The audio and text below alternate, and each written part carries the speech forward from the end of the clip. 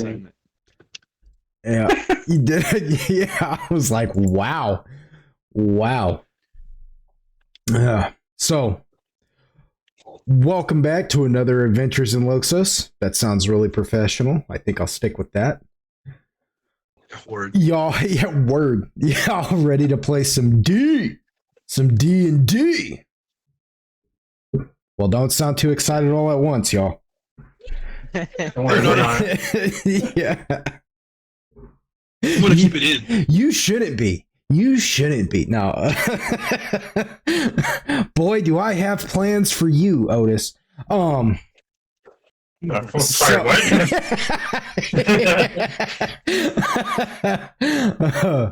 Yep. So we're back for yet another session of Advanced Adventures in Loxos, and Advanced. yeah, I wanted to say Advanced Dungeons and Dragons, and I realized what I was saying like in the middle of it, so I just kind of went. I was like, "Well, we're committed. You went full. Yeah, we're committed. We're committed." You never go full. Nice. Yeah. You never. Oh man. So I know it's been a hot minute since we played, like 2 weeks, I think. I had to travel out of town, and then what I was telling you guys when we were going to play last week is we didn't get to have Halloween, so I did Halloween a day later with my daughter, and so, which you might be wondering, well, how did you go trick-or-treating? We didn't get to, so that was kind of a bummer, but this is the second Halloween in a row that we haven't gotten to do much on, and that's kind of a bummer. But how about you guys? Did you guys do anything fun for Halloween? I only got one trick-or-treater that came to my house. I ate the rest of that fucking candy on my own. I dressed up at work. You dressed up at work? Mm-hmm. Not as big a thing here, but my sister likes it, so we like to do some pumpkin carving shit. And I was gonna she say, buys like $100 worth of fucking candy for kids each year. It's crazy. did they do Halloween where you're at? They do that? In Like, some parts of Australia, it's bigger than others, but it's definitely not as big as like in America. It's kind of some people do it. well, it's not as big in America as it used to be either, actually. Like when I was a kid growing up, you see kids out all over the place trick-or-treating, and now it's like you got to go to like specific neighborhoods and do it. At least that's how it is where I'm at, you go to like specific neighborhoods and just walk that entire neighborhood and go trick-or-treating. But when I was a kid growing up, you just went all over town. You just went wherever the getting was good, and everybody was celebrating it. And now I don't know. Maybe it's because of the devil. I don't know. Maybe everybody's like, it's not as safe anymore. Yeah. I wouldn't even say that it's not that. Totally safe, Yeah. but I would argue that that's a bullshit take. It's safer now than it was when we did it. Every 9-year-old little fucker on the street has a phone. When we were that young, they would just kick us out and be like, "Go fetch me candy, boy." yeah, yeah, that was also during a time frame where people would leave their doors unlocked because there was. Yes, but we also knew what stranger danger really was. That's my point. Like these days, that phone in their pocket is going to entice them to whip it out and try and take a video and get themselves hurt. And again, while I don't disagree, it's not my fault. Natural selection is a real thing. I let it happen. That, let it fucking happen. Like, but still. Well, like that's one of the biggest reasons why is like everybody's like, oh, it's not as safe as it used to be. Like, dude, it really is safer. Like, we have apps that tell you where the creeps live. Back in the day, you just knew roughly that don't go to that house because we think he's, It's laziness. It's yes, yes. Well, I, Yes. I think I it's. go house to house, so we can have everybody gather in a parking lot and just do the trunk. I think part of Yeah. it too is a lot of people these days like to, things were a little bit more family orientated when I was growing up, and nowadays everything's about like partying and stuff. So people go out and party on Halloween, and so they're not even home to do trick or treating nearly as much. But Well, because I granted- mean, like, 16, 17-year-olds tend to want to party instead of take care of their children. yeah. True. Yeah. Well, that's what I'm saying. Things used to be more family orientated. And now it's people, little kids playing adult games, winning adult prizes and not knowing what to do with them. Get good. Yeah. Just, Get good or get wrecked. Yes. Fucking A. But, I have like I have a Halloween story, a pretty spooky Halloween story. And Dragons, I know you'll know what I'm talking about when I say this, and Android, I know you'll know what I'm talking about when I say this, but everybody might know just because there's a movie now, but like back in the day, this wasn't a commonly known what do you call it? Cryptid, as we call them now, cryptid. But growing up on Halloween, I swear, dude, I saw the Llorona. One year when I was a little kid, we were way down south, and we went trick or treating. We didn't even realize it was Halloween, and Dad went out and we made impromptu Halloween costumes and everything, and we were on this little border town near this little border town, and I swear I saw the Llorona, man. She's all out there crying, and yeah, it was and yeah, for the listeners at home, I don't know if you know what I'm talking about, but it's a Mexican superstition about that. What it loosely translates to the woman who cries, or the wailing woman, or whatever. And supposedly this lady chopped her kids up back in the day and threw them in the river, and now she walks riverways crying, trapping little kids and pretty much jacking them up, looking for her kids. So she can't find her kids, so she's going to take your kids, type of thing. And I swear I saw her when I was a little kid. Scary. It was one of the spookiest Halloweens I ever had, but like, so you just don't get that kind of real estate on Halloween anymore. Yeah. But with that said, let's get into the introductions. Starting from the top, we have AGTX the Dragons.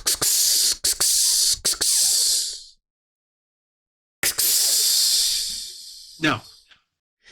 Add a little saxophone to it. Anyways, No. go into a little jazz Take up solo. on my end. That's in fact not how you say that. And he will be playing the human Slayer / Dragon Shaman / Dragon Totem Quill. What's a little fun fact about Quill? Big Daddy Fat Sacks.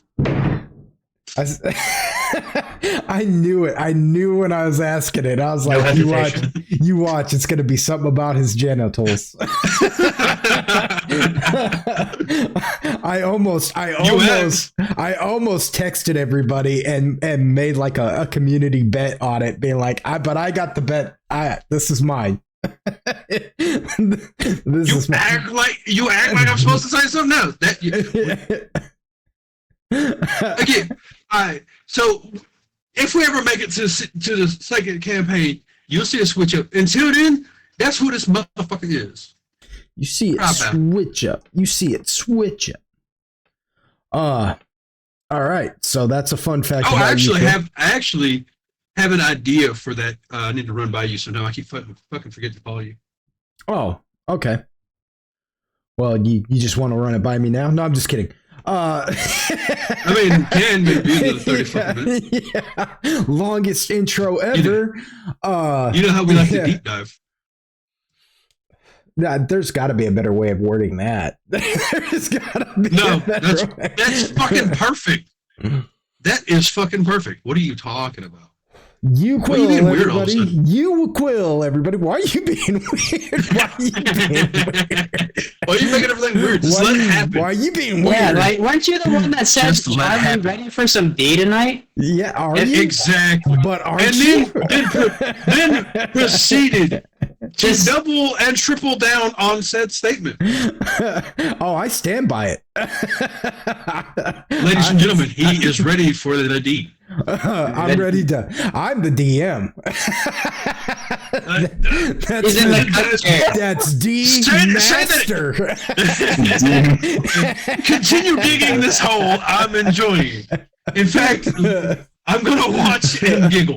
I present the D. I serve the D. Okay.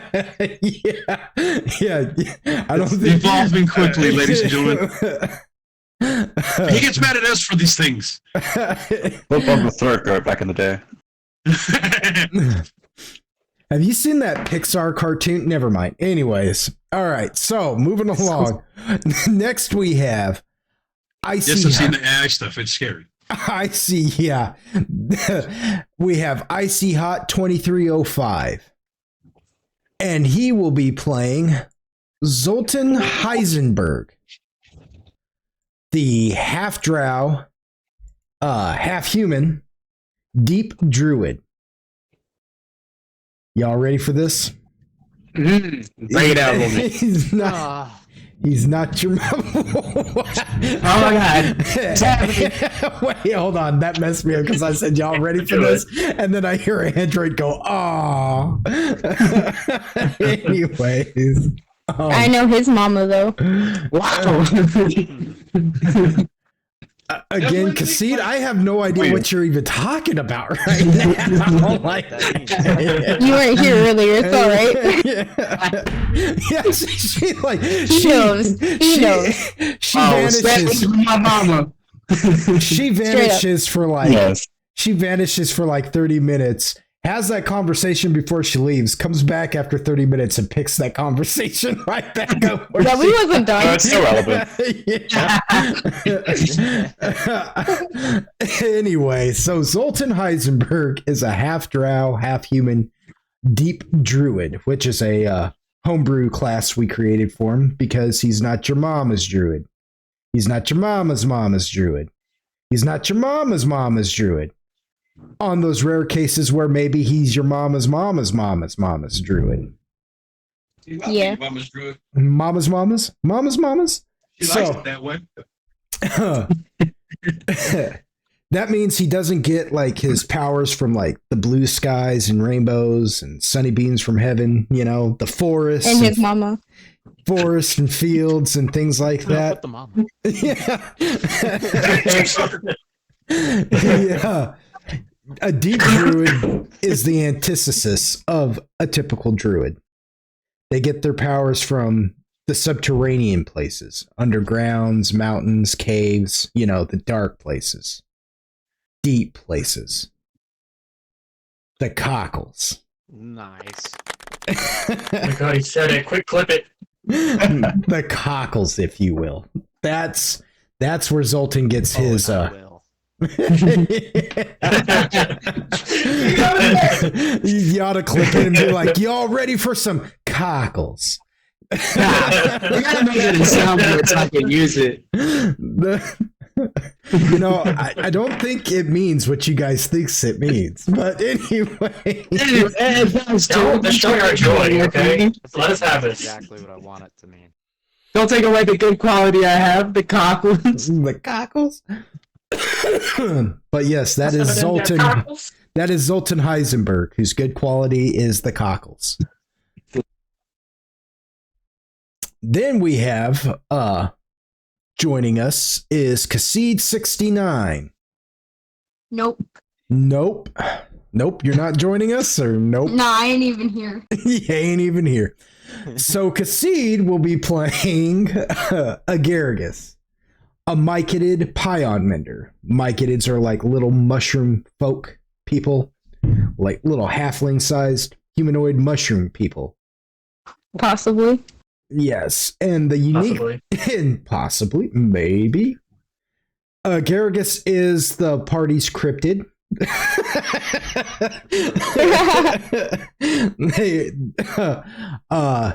Yes, because the thing about Agaragis is mycetids, when they're born, they're born without reproductive capabilities, and They're then gender fluid. yeah, and then as they get older, they develop them, and they either become one or the other.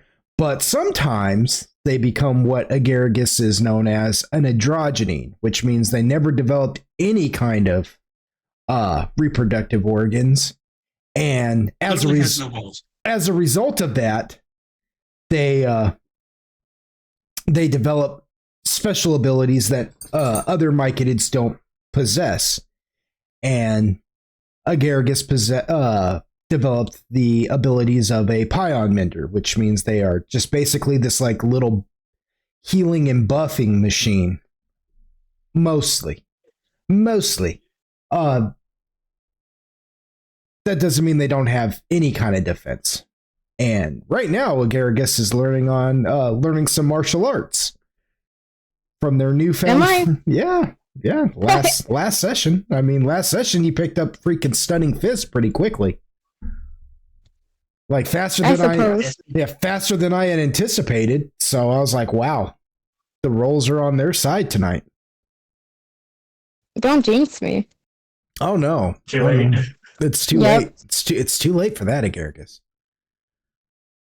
I Do you see? Do you see? Then we have Tempest Inferno, who will be playing Otis Hirokin, the halfling cleric / favorite soul / champion of Obad High. Thing about Otis. // Yeah, thing you got to know about Otis is that Otis is not your typical halfling. Most halflings aren't as self-aware as Otis is.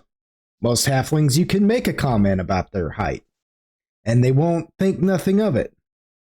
Oh no, not Otis. Oh no, not Otis. Otis is extremely self-aware. Otis, for a halfling, has a little bit of an anger management issue. And a bit of a, what would he call it? A memory loss issue right now they seem to be suffering from. So, but with that said, Otis also has probably the biggest heart in the group. They are, True. well, you know. End up charging everyone he's healed. yeah. He's gonna send in a bill eventually. Invoice. You owe me this much. But no, Otis usually champions for the right thing to do. Oftentimes, Otis will try to do the right thing and end up causing some kind of disaster in doing so, but his heart's in the right place. Every time. Just like you'd expect out of a halfling. And that's Otis Hirokin, everyone. Then we have Mindoc. Then we have Mindoc playing Mindoc, who is a high elf wizard. And the thing about Mindoc is again, we can't give out too much information about him because well, there's a mystery behind Mindoc. What I can say about him is that he once was a part of this group and they didn't part on the best of terms. And now he has returned, and that has caused a bit of tension within the party. We'll get to that point once we sort through the 500 other things that we've Yeah. established. Well, eventually I feel like it'll all come to a head anyways. But Nah, I it's got an ad never for going you. to happen.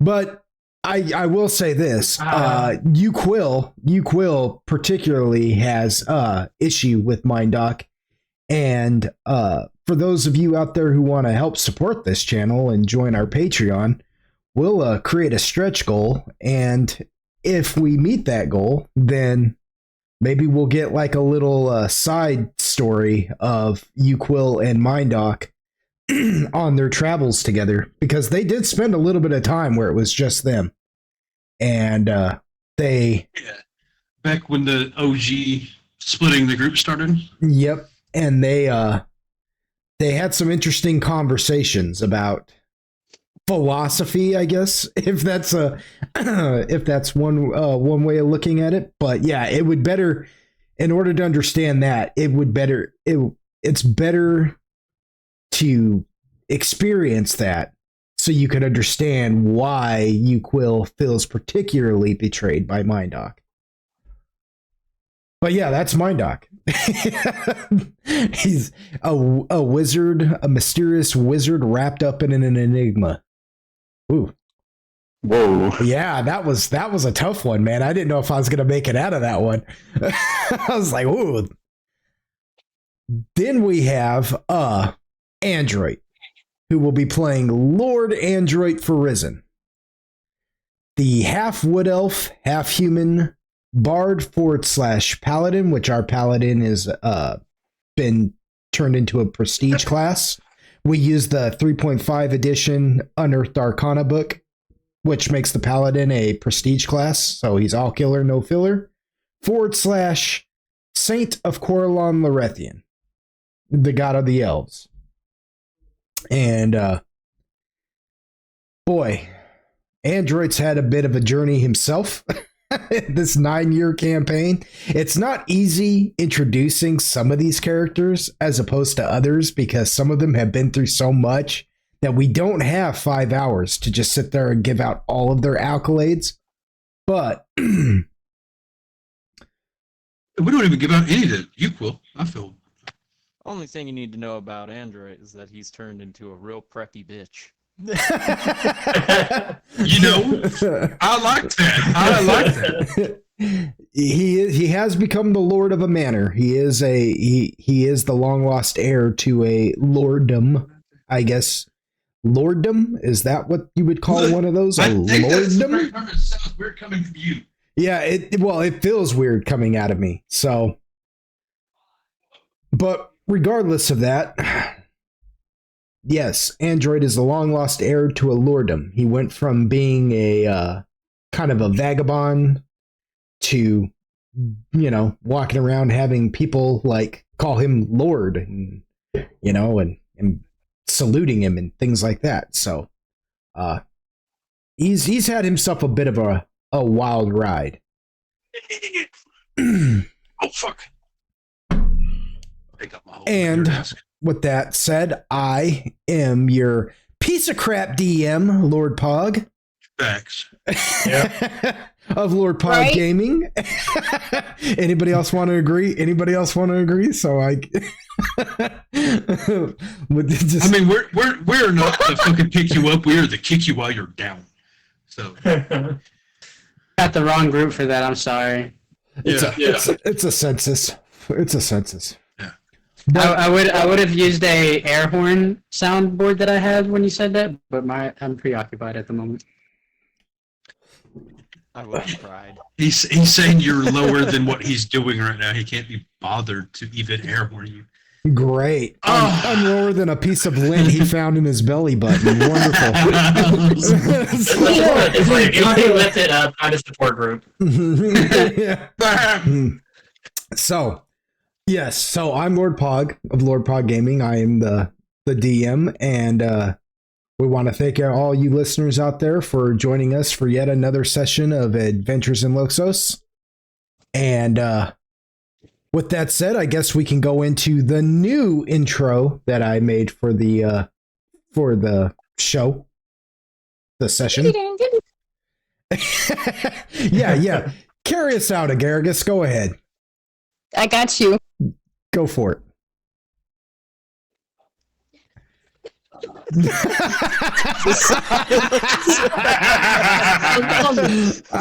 I like how she's like, I got you, all confidently, and then when the spotlight hits her, it's just cricket. Yeah, she did that shit. It was a setup. It was intentional. Yeah.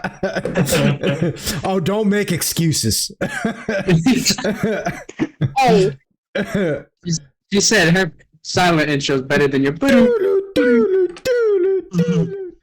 Yo, that's all.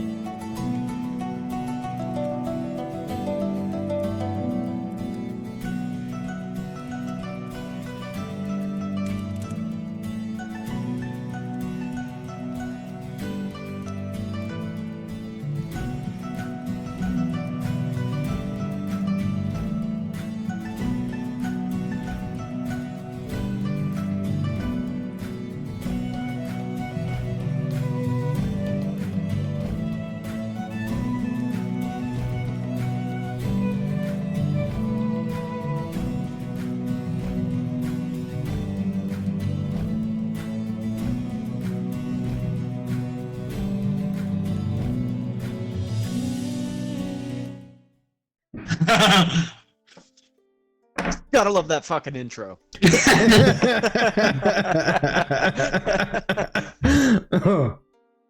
So as a quick recap, you all are just kind of settling in now. This is probably like the first time in a while that any of you have had any kind of peace and haven't had to fight or look over your shoulder on a regular basis.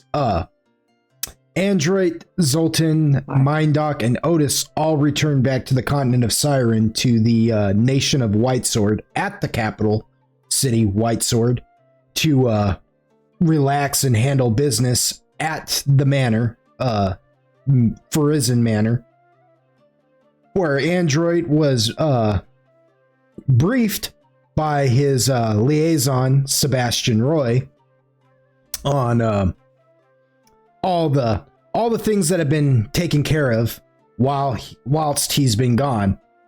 During that time, Otis and Zoltan both went to the nation of High Forest, because Otis's presence has been requested at the capital city of Highgarden in the nation of High Forest, to speak with one Willow McButtonwillows, a hermit out there in the forest, who wants to speak with him about some mysterious plague that is supposedly going to reemerge within the population.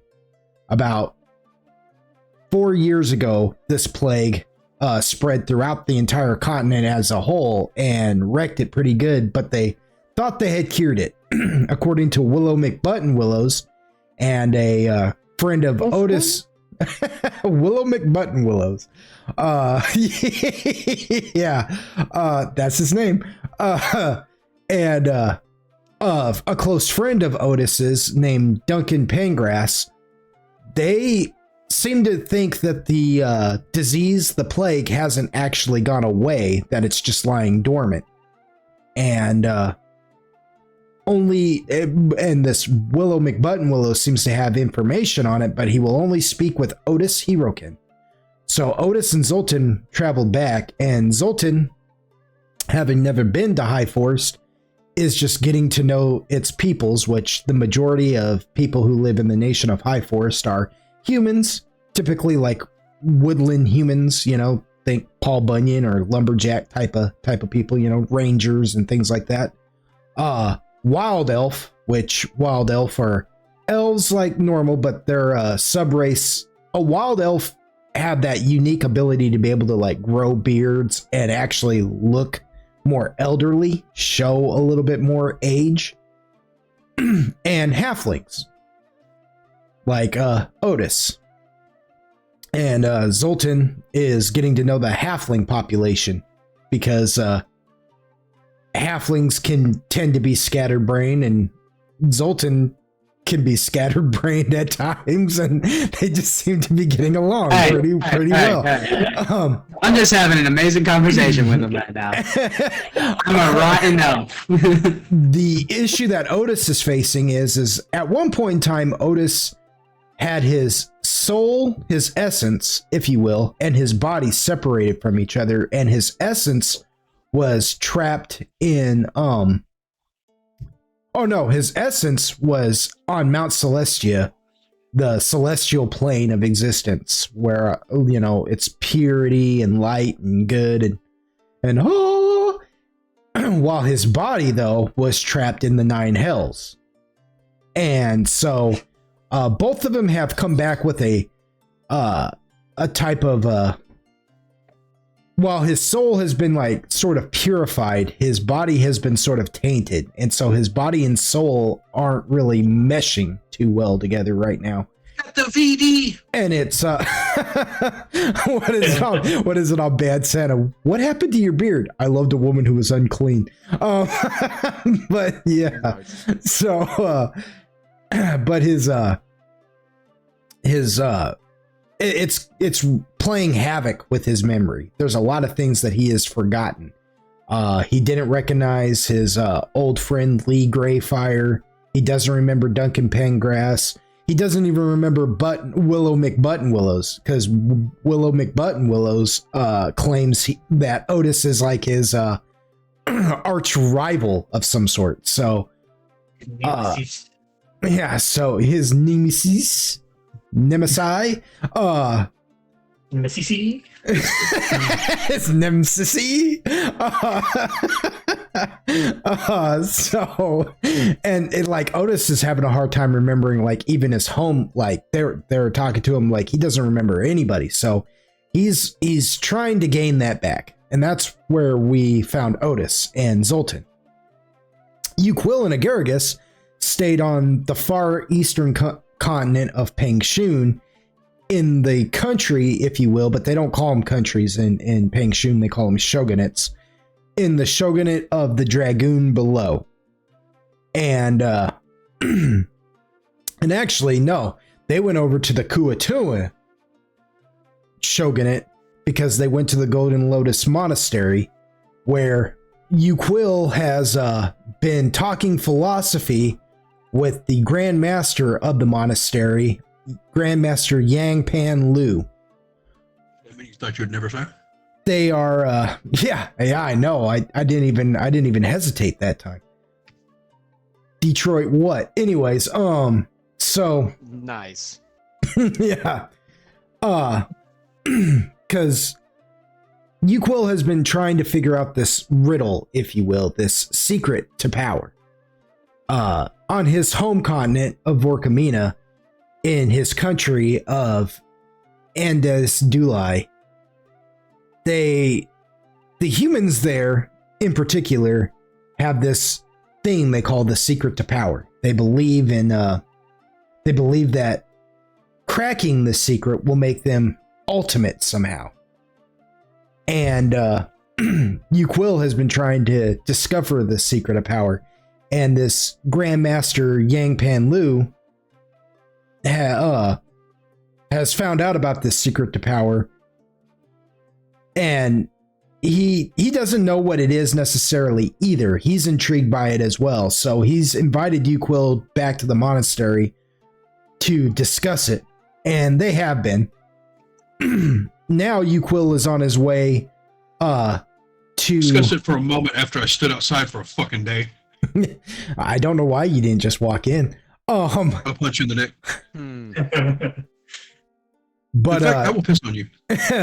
But Uquil is now on his way to the town in the Kuatoa shogunate called Ibayuchi to speak with. He has found out about another. It's not so much a monastery there, but it is a temple of the Elemental Fist, where there are other monks there studying the way of the Elemental Fist. And he's heard about a Grandmaster Tak Kuro there, and he's intrigued by this because he once knew a Tak Kuro, and he's fascinated on seeing if this is the same Tak he once knew, because the Tak he once knew vanished without a trace one day, and they never saw him since. So he's on his way there. Get a cuff card. Yeah. He's on his way there, along with one of the other masters of the Golden Lotus, by the name of Master Igzang Yoji, and another master by the name of Zhang Ye.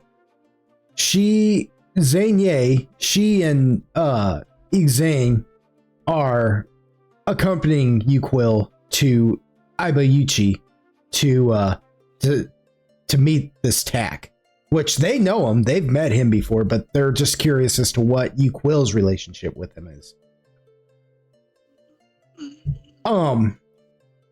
Agaragus has semi-befriended a monk at the Golden Lotus Monastery by the name of Fojua, who he is a dragoon, which a dragoon is like a dragonborn, only with subtle differences. And Fojua is teaching Agaragus basically the martial of arts. You know? Agaragus has learned the stunning fist from Fojua, and that is pretty much what Agaragus is up to, man. I mean, like, Agaragus has just been chilling. Agaragus, Great. yeah, Agaragus just recently learned what a plum is. Had a philosophical conversation with Grandmaster Yangpan Lu as well, without realizing they were having a philosophical conversation. And something funny about that was Grandmaster Yangpan Lu has this philosophical conversation with Agaragus. Agaragus picks up on it right away, says something very profound without realizing they're being so profound, and just blows Yangpan Lu's mind with it. And Agaragus has no idea that they did any of this. Yeah. And they're like, oh, yeah. this is a plum? Yeah. So, yeah, like when they're What all does one do with a plum? when they're all finished talking about all that, yeah, Agaragus is just like, so this is called a plum? Yeah, that is the takeaway from that. But that's what Agaragus is up to. Android and Mindox stayed behind in Whitesword, all the way on the continent of Siren. They stayed in the nation of Whitesword at Farizan Manor, which is located in the capital city called Whitesword, also of the same name. They had a meeting with the quest givers, the Adventurers League, if you will. they spoke with one Aesop Akkad, Just who is a who is one of the quest givers. He is the designated quest giver of the continent of Siren. And I don't know if y'all can hear that or not, but it sounds like somebody is rolling a very large semi truck upstairs across the floor. So sorry about Nice. that. But yeah, Cool. you guys had a very interesting conversation with him and the innkeeper of the Adventurers League. It turns out the Adventurers League is located in like a little pocket dimension that sits directly outside of time. Mindoc discovered this when he tried to use some of his timey-wimey magic, and it did not work. Actually, it kind of worked, but he wasn't accosted, but he was informed by one of the time mancers there. They have a different name, Chronomancer. He had a conversation with one of the Chronomancers, who are like the police of this dimension, Policia. telling him that, no more of that. And Yeah, fuck those guys. yeah, and Mindoc was like, well, I don't know if I like this place. That is a Mindoc response. But Android did come to an agreement with Aesop Akkad to hire out some part-timers, if you will, to handle some of the other comings and goings, other quests, you might say, that are afflicting the party. They have too many irons in the fire, as they say down south. Too many things going on, and it's starting to get away from them. So Aesop Akkad, respectfully, I might also add, asked if they could just, find other adventurers maybe to kind of, what is the word I'm looking for? To hire. I wish I knew. Yeah, well, there's interns, basically. Find you some interns, have them take care of it. Take care of some of these things. And so Android agreed to that. And that's pretty much where we left it at that point. So, can I go back in there and talk to him again? Because there's something that I forgot to mention to him or ask him about. well, yeah, because you guys didn't actually leave the Adventurers League, right? And you now have a key that lets you come and go from that dimension anytime you want. It is, it's you basically think of it like as a lobby when you first step in there. The inn that the innkeeper stays in, that is like a starting lobby, if you will. And then you have the entire dimension, the entire realm, if you will, to explore. If you wanted to just do that all together, then yeah, you're free to come and go as you please. Once you're in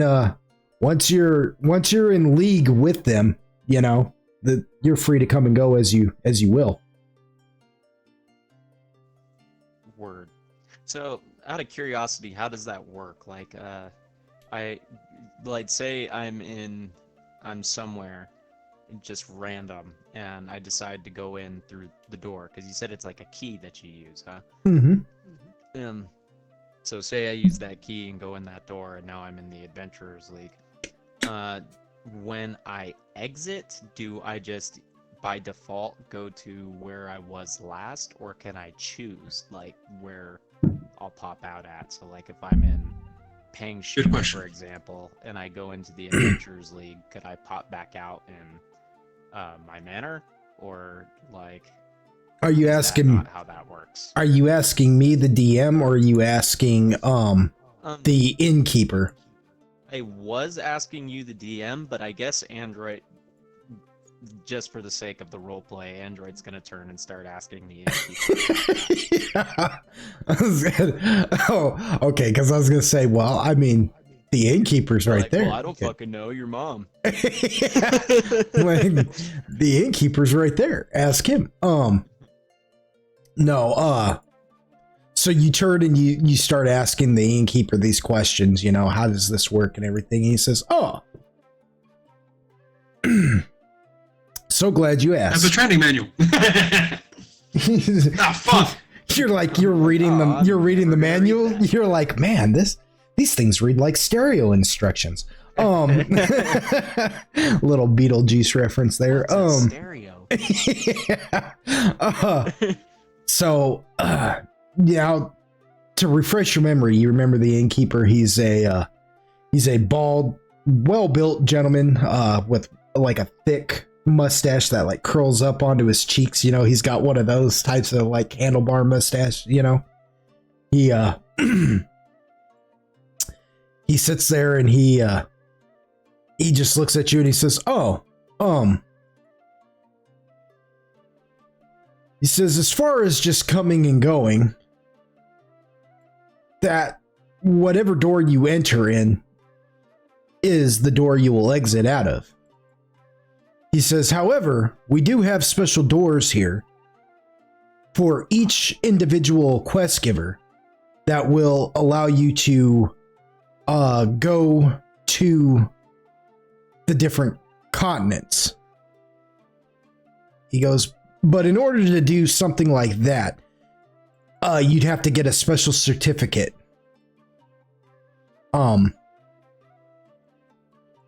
Which we call the Continental Pass. He says it helps with those particular adventures that we have in the league.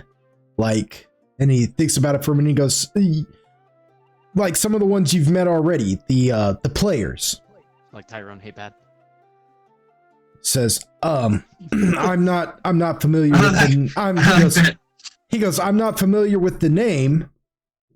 He says, but if he's been here before, I've probably met him, but he just doesn't come to the lobby very often. Says, Android looks a little disappointed. he says, but the group that you met, the players, while you guys were mucking it up on the continent of Pangshun, the trope, says they're one of the groups that have a continental pass, and they find it easy to use the quest giver's special doors to travel from continent to continent, taking their missions. Says, oh yes. So he goes, were you interested in earning yourself a continental pass? He kind of like thinks about it a little bit, you know, and clicks his tongue, and he's like, perhaps in the days to come. I was just more or less curious about the details on how this key works or whatever. I didn't know if I could just use this as a teleportation hub, I guess, for lack of better terminology. And it sounds like you can, just not quite in the way that I had envisioned initially. He says, yes, well, because we find that if we just allowed anybody to come and go to wherever they want to, he says, we here at the Adventurers League try to find the best of the very best. You know, from just the lowly adventurer killing giant rats in the basements of taverns, to those people who stopped a necromancer from raising an undead army, and the world may never even know that it took place. You know? You guys still are prone to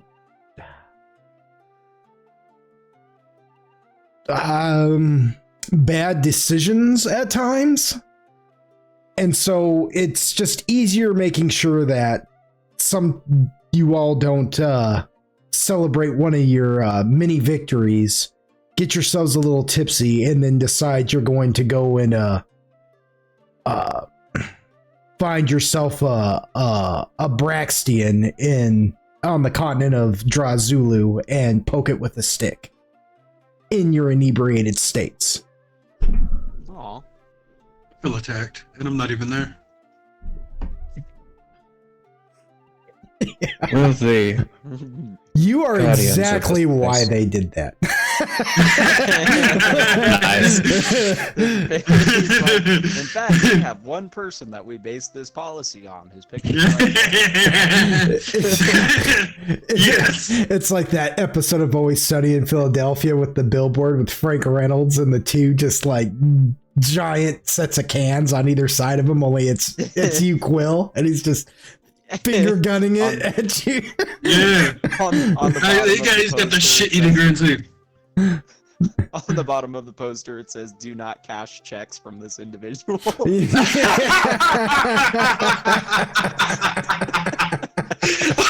Oh, yes.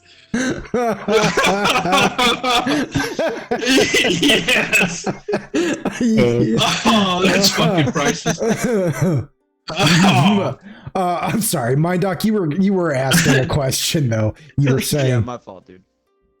no. Fair tangent. Yeah, Mandoc asks, will the guardians of this place become... Well, would they let me use, I suppose you would say, teleportation to transport myself here? says not at all. He goes, while here, everybody's on equal footing. Says save for a few. He goes, a few of us are still capable of using the gifts that we have either been given or learned. Says, but we tend to make sure that our adventurers also don't hurt one another by prohibiting the use of certain capabilities that you have developed during your travels. Says it's nothing personal. He says, Like it's rather. he goes, we've had some questionable figures come through these doors in our day. He says, so it's nothing personal towards any of you, but you just need to understand that the one who runs all of this, and he just kind of motions, just makes like a grand gesture all around him. The one who runs all of this, Chronotyran, he likes to keep things peaceful here to ensure our mission. Incidentally, that is also a Uquil-inspired policy. He goes, That one probably has a better chance. It's- underneath of the checks, it says "prone to pop and aura." Yes. Yes. I was gonna say he just like steps to the side and reveals another picture. It's the same it's like Uquil again. Only in this picture he just looks really drunk and hasn't shaved in a while and is just looking like it's almost like a mug shot. Yeah. He goes, Unironically, policies are because of Uquil. you're like, unironically, I think that he could get away with stuff still because a lot of his abilities now are like innate. Cool. Yeah, I well, don't he's cast not magic. I saying, just am fucking awesome. well, he's not saying anything about he's just talking about like, yeah, that kind of stuff, you know, like No, well- Uquil's always here to fuck shit up. yeah, like as far as physicality goes, we won't delve too deeply into that because it wasn't really asked of him. But you know, he's just explaining to Mind Doc why Mind Doc's magical abilities have been prohibited here. You know, Yeah, no. I was just saying. he looks at It's a good thing Uquil's not there because he would start testing those.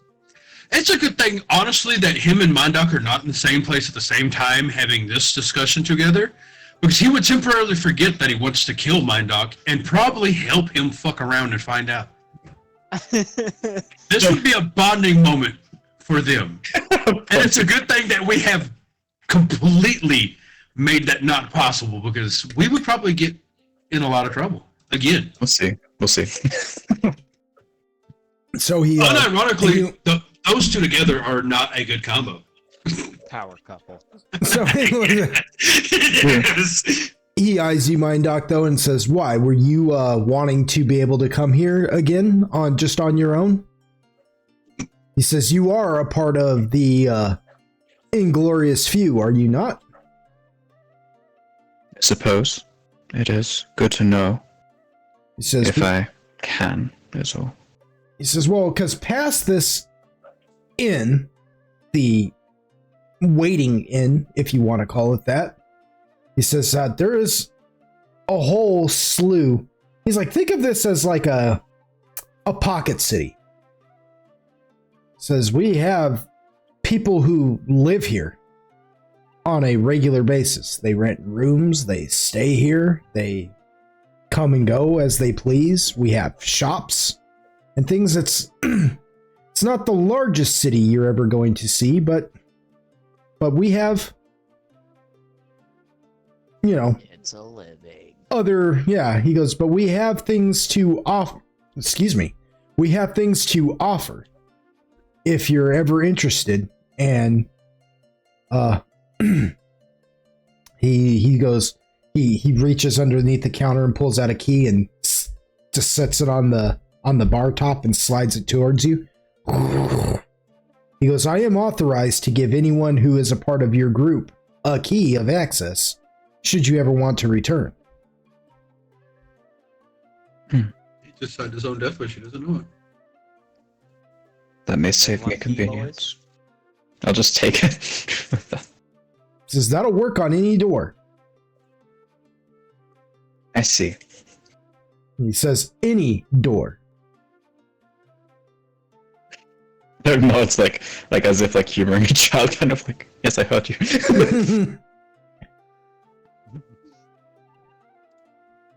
Says, "It's just important that you remember that those keys will work on any door." Understood.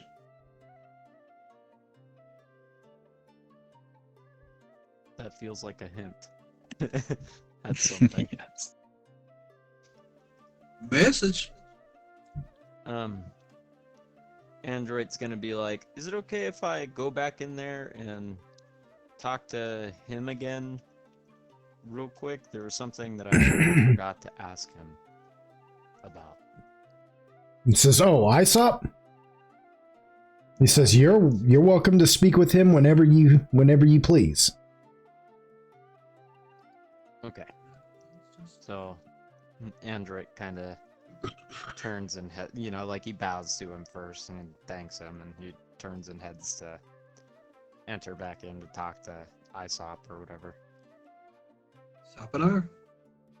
He just nods and yeah.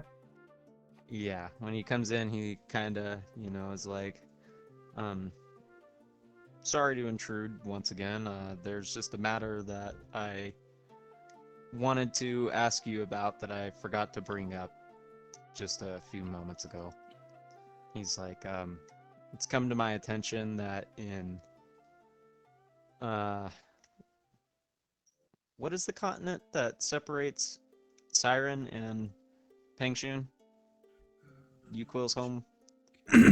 There's, well, the continent that separates Pengshun from Siren is, well, they call it the Great Desert, but it's also known as Alehazar. Yeah, okay, yeah. So Android's gonna be like, "So it's come to my attention that I believe it's in the Great Desert somewhere that there is an individual that's popped up that folks are calling the King in Yellow, and I was asked to look into this somewhat. So I was curious what you might be able to tell me about it. I'm just kind of gathering info for now."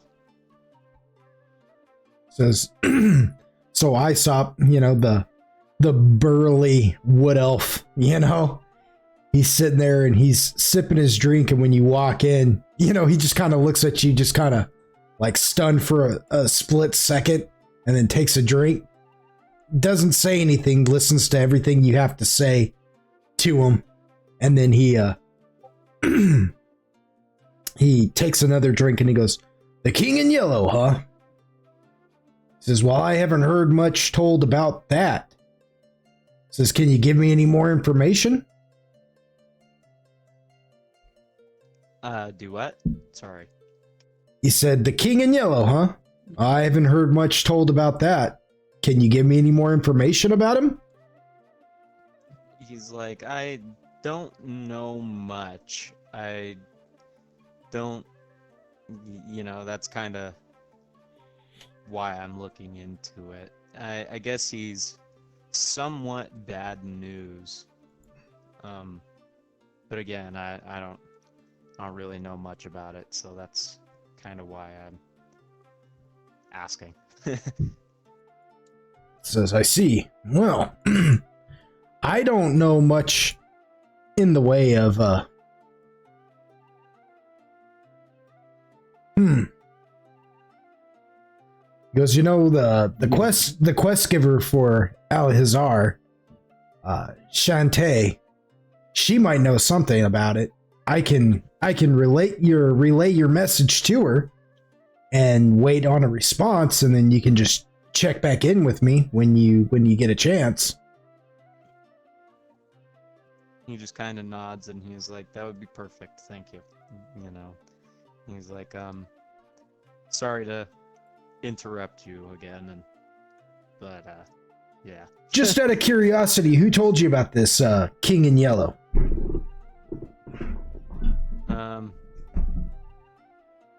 Fuck, I don't remember.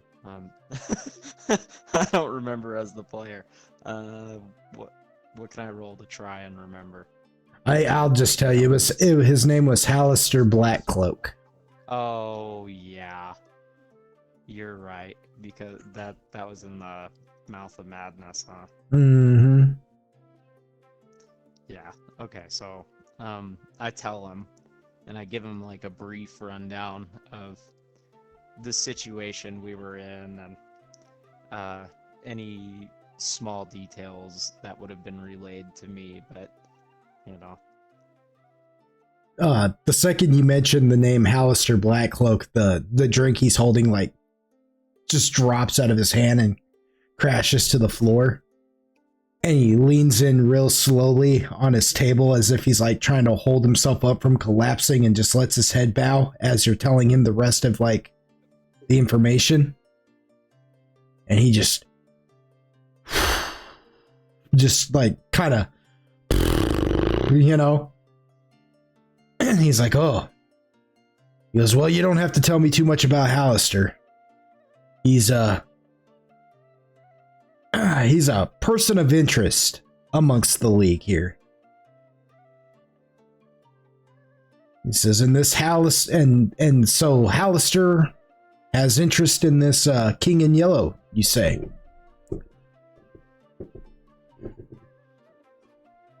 Yeah, he does. Well, if he's got power comparable to Hallister, it makes me wonder why we haven't heard of him before, until now. Seems like something interesting is going on there that we're going to have to look into. Thank you for bringing this to me, Android. He just kind of nods again. He says, "It's my duty. I have to play ball." Yes, well, we'll be seeing you then. Yeah, he says, "And you too." He bows to him and heads out.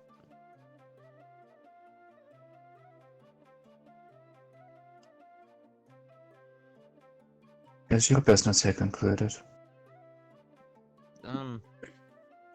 Yes. Is there anything else we need to do here in this little pocket dimension, or y'all ready to go catch back up with Sebastian?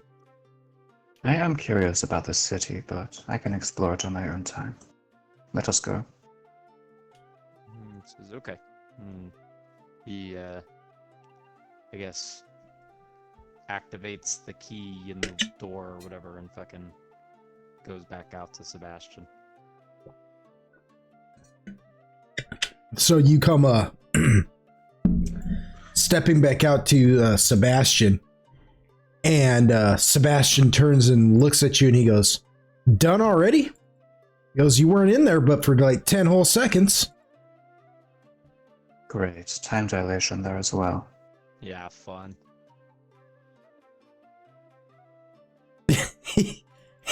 Sebastian kind of looks at you both, like gives you both an eye and goes, "Excuse me?" He's What do you- We were in there for like 2 weeks. Real fucking star.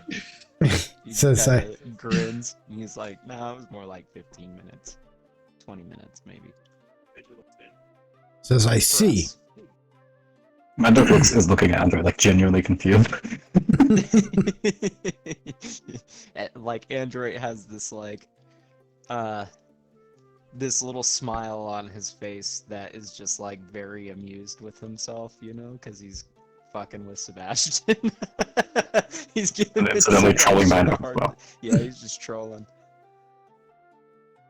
Says, I see. Well, he goes, that's good. That's a good thing, though. That gives us plenty of time to handle other affairs here here at the manor. Says, I'm so glad to hear that your dealings with the Adventurers League isn't going to conflict in any way with what we need to do here. Oh yeah, no, not immediately. Says, bully. Well then. He says, so then, I do have 2 guests that have been staying here, for free, I might add, who would like to speak with you. You wanted to inquire about ammunition for your weapon you called the Bad Day, and I was able to track down one gentleman by the name of Jared Steele, who seems to have some information on that. And then, you Quill was inquiring about one, of the name of, who calls himself Captain Corsair. And, I found well, I mean, not to mince words about this, but I found one pirate by the name of, Dargus Wave Smasher, who might have some information about that. Since Uquill isn't with you, I suppose you could just meet with Dargus and see about what can be done. I don't really know what Uquill's fascination with this Corsair gentleman is, but perhaps we can just get that done so they quit eating and sleeping here for free. Yeah, we can do that. He's like, and he's like, just give me 1 second, and he pulls up his ring and sends a quick message to you, Quill, because I'm certain he's out of range, right? So I'm just gonna send him one of those messages and be like, hey yo, I'm following up on Corsair for you. If there's anything specific about that you want me to know, then give me a call back. Ring back. You know, shoot me one back and let me know everything that you need me to know. And he's like, Android over and out type shit. And As you're doing that, you hear a doo doo doo. The number you have dialed is currently out of service. But not.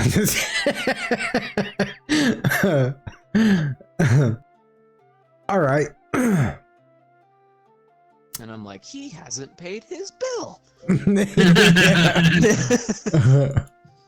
I'm trying to find the note for what the fuck I wanted. The name's familiar, but where the fuck?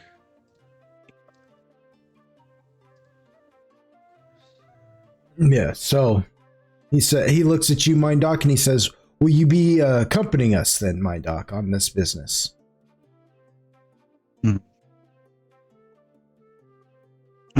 I'm curious enough, yes. He says, "Well, good, I suppose." He turns and It's like, fuck. and you all head that way to go have meetings with Dargis, Wave Smasher, and Jared Steele.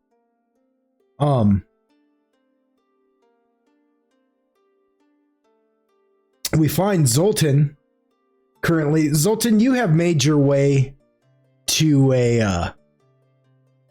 I imagine, anyways, you got to hanging out with these two halflings, right? Out of all the halflings you've been hanging out with and meeting, you met these twin halflings who go by they're a couple of twins, and they go by the name of, well, their names are their names are Everett Whitley and Tobin Whitley. And Of course they are. yes, of course they are. No. And you Why guys, wouldn't they be? yeah, you have He witted wittily. yeah, Whitley. Whitley. Whitley. He Cool. witted a solution to the Whitful problem. Just give me the sign. Wheat thins. Where do you get off? My But, bedroom. All over the place. so they've brought you to a bar here in town called the Giving Tree, and they're just they brought yeah it's a stump at Wow. it's a stump at this part. It gave too much.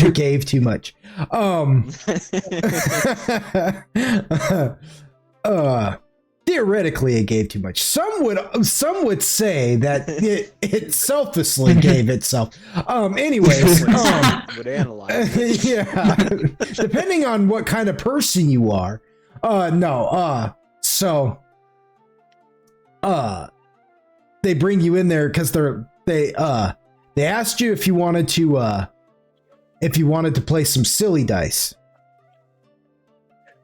I don't like this game. Last time I talked to these halflings, they robbed me. They tried to, at least. They're like, what? Rob you? Who robbed you? You believe that, Topin? Somebody tried to rob this guy, and Topin's like, well, when you got legs that long, I mean, sometimes things just fall out. Maybe you didn't get robbed. Maybe you just accidentally shook it like a turd.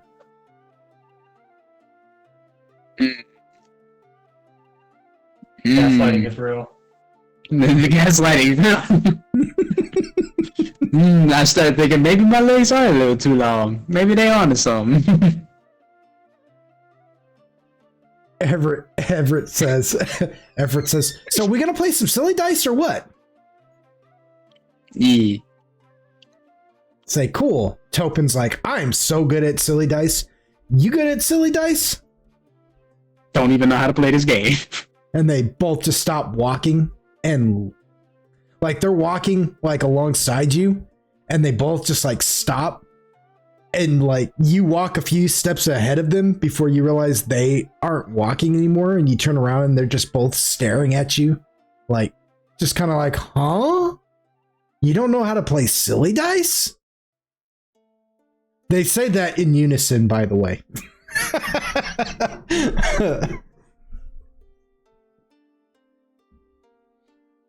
Not a clue. I was gonna watch y'all play and then be like, I know how to play, and then just, suck the whole time. They're like, okay. And they just kind of giggle. So when you enter the Giving Tree, they're just like, everybody's like, hey, Topin, Everett. And they're like, hey, they're like, we're here to play some silly dice. This guy don't know how to play silly dice. And everybody's just like, oh, ha, ha, ha. it's a mixture of humans and wild elves and but the biggest chorus of laughter comes from the other halflings that are there. Just, ah ha ha ha, he don't know how to play silly dice. What a goon. And they sit down with you at a table and they're like, so you got any money?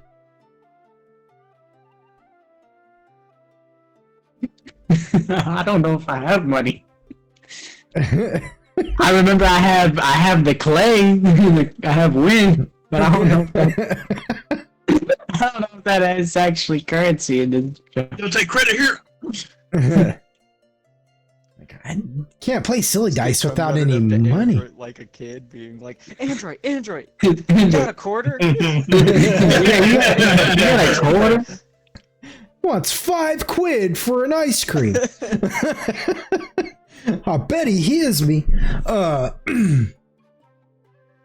They're just like, Topin just, pulls out a little gold coin and flicks it in the air and catches it and sets it in front of you. And he goes, that's okay. Here, you can have this, and then you can play some silly dice. Type shit. I'm forever in your debt. I say, not a problem. They say, okay, so this is the way you play silly dice. And they pull out some wooden dice with the numbers carved on it. And they're like, it's simple. It's simple. You just roll. And if you get doubles, you win automatically. But whenever you start off with the roll, you got to bet on whether or not you'll get the same amount or higher. And that's it. Like, it's simple. Easy as that.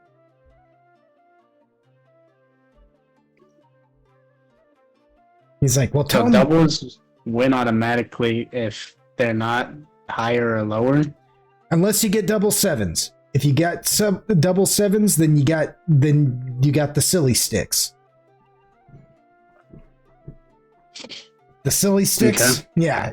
On silly sticks, if you get double sevens, you can either pass or you can bet again or double your bet. Okay.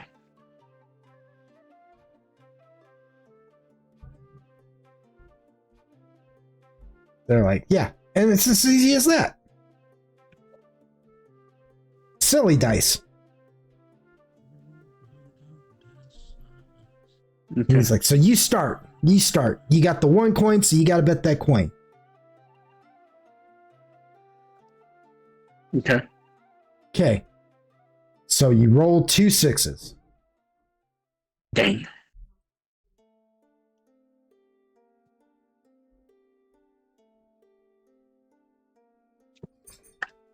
One more time. My brain died. 2 6s. You just roll 2 6s. Nah.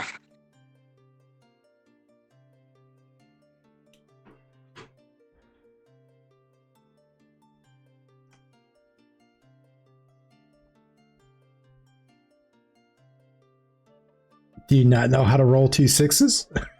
I was making sure I had it typed right. Oh, I forgot if it was. I forgot if it was /R or r/4. Just making sure I had it right. Ready to post. Okay, so you got a 4. Now, they're like I'm 4. losing my So one fucking coin. they're like, can you beat a 4? And the one bets and he says, I don't think he can beat that one. I don't think he can beat a 4. And the other one says, I think he can. And he bets his coin. So whatever it says you can't, Topin says you can. You got to roll again.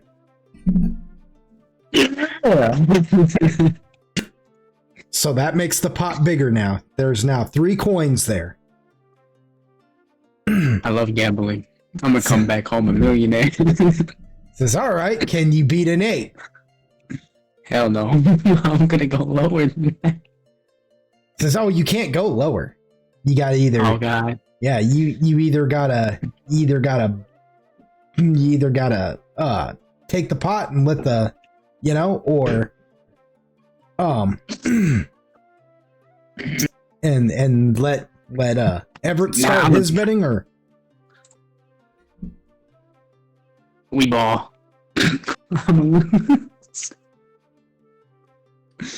Everett says, "Oh, he's gonna lose." Yeah. Topin's like, "Ah!" He goes, "You're not supposed to roll before I." And then he puts his coin back and goes, "Nope." Everett's like, "Oh, you lost," and just snatches the money up. He's like, Anyways, we're not a millionaire, mama. Yeah. I thought doubles won automatically. Oh, doubles do win automatically. That's right. So yeah, yeah, that's Look at right. him paying Yeah. attention to. Yeah. I'm over here doing something completely different than listening to music, just listening, vibing with y'all, and like, wait, this fool said doubles. Y'all hustling. Yeah. That was straight my first thought. Like as soon as you said all that, I'm like, wait, hold on, am I high right now? Yeah, Topin's like, "Oh yeah, that's right. Doubles do win automatically. Okay, you win again." Yeah. Mama win. Says, "Can you beat a 4?" Walk away. Wait, what's the pot looking like right now? 4. There are 4 coins in there right now. Man, you know what? I'm gonna take it. I'm gonna take it and let her. Like, ooh, not a big spender, and they're just kind of laughing. Not Otis. Zoltan, go ahead and roll me a spot. Damn it, they try to steal my food. Go ahead and just roll me a spot check, if you will. You're getting robbed. I have an innate. You ain't got your pants on no more. We can close it. Like, oh, it looks like you're naked. Elder Scroll shit. Stealing the clothes right off your body. Must have been the wind. Bucket on your head. You feel a tug on your it, like as you put the coins in your pocket, right? Or no, not even as you don't even put those coins back. But you do feel like a tug, like for like a split second at like the folds of your like cloak, you know? Mm-hmm. You just feel a slight tug. Man, I'm gonna be like, what the hell? You turn. What the fuck, Kanye? What Why you trying to take my pants off? Like you Why you turn. trying to take my shirt off? What you want? Topin and Everett. 20. Yeah, Topin and Everett are both like, we're not doing anything. As you look, you see, you don't see anybody at first, but you do see another halfling who's walking away with something in his hands. Oi. Pass punch. Hold on a second. Oh, you. Oh, there's something that has to happen here real quick. I just have to get into your inventory to look. Oh. Stay out of that inventory. Punch. What part did you not understand? Oh. Delete everything. You can't steal from me if you have nothing to get stolen. All right, shit. He says, "Oh." What is that you have there? You have a storm stone or something of that nature on you? Why do we keep stealing that one item from me? That's the only item that I actually use. And we just keep rounding my fucking stone.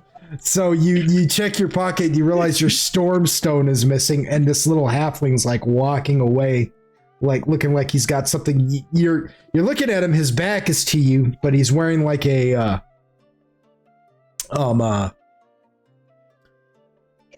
little green vest with brown slacks.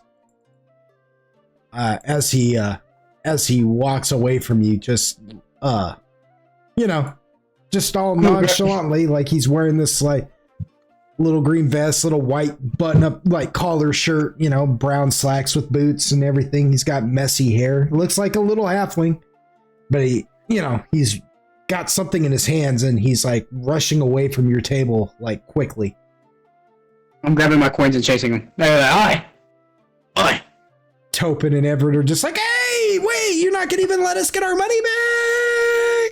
I'll be back. You go. Oh, leave me stone back, you little shit. So is that what you say to him as you approach this halfling? Nah, I'm gonna be like, hey, don't drop that, John. Don't drop that, John. You're gonna kill everyone in this damn establishment. The halfling, yeah, the halfling turns and looks at you, and he just kind of looks at you and says, "Don't drop what?" And you see him like pop something into his pocket real quickly. It's where, you know, he's got kind of like a little devilish little like grin on his face. He goes, "Don't eat what?" Or don't drop.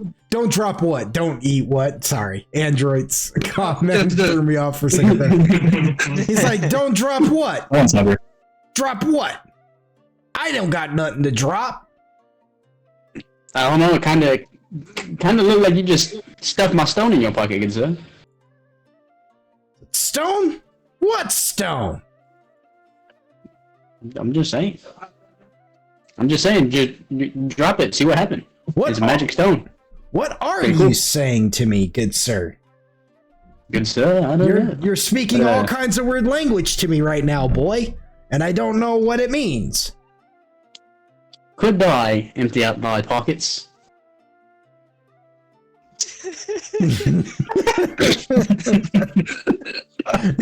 Good answer. He just looks up. He just like, you know, he's a little halfling. He's like 4 foot tall. You know, he looks like a little kid. You know, and he just like kind of gets up on his tippy toes and like stretches his body as like far up as he possibly can to like try and look you in the eye. And then he cocks his head to the side and winks at you with a half grin and goes, "No," and then drops back down onto his feet flat and turns to walk away. I'll say I got a proposition for you. I'll give you 2 gold coins for that thing right there in your pocket. Why'd you turn you're appropriating Mindoc's culture right now.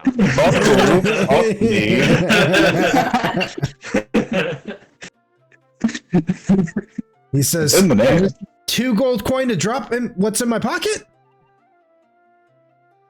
Yeah? He says, deal. Holds out his hand for the gold coins. No. That's not how it works, good sir. You gotta present the item first.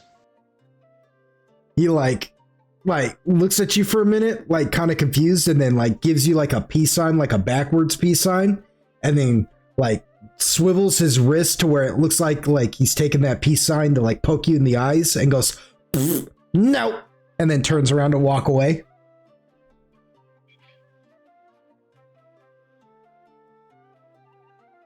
Says, "I know how you big people are. You're always trying to rip us off.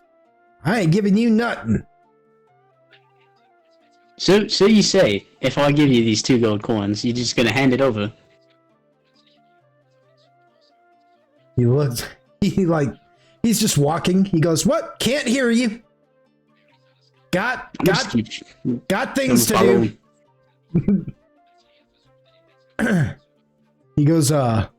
He goes walking up to the bar, and you see this big old burly gentleman standing behind the bar, cleaning glasses.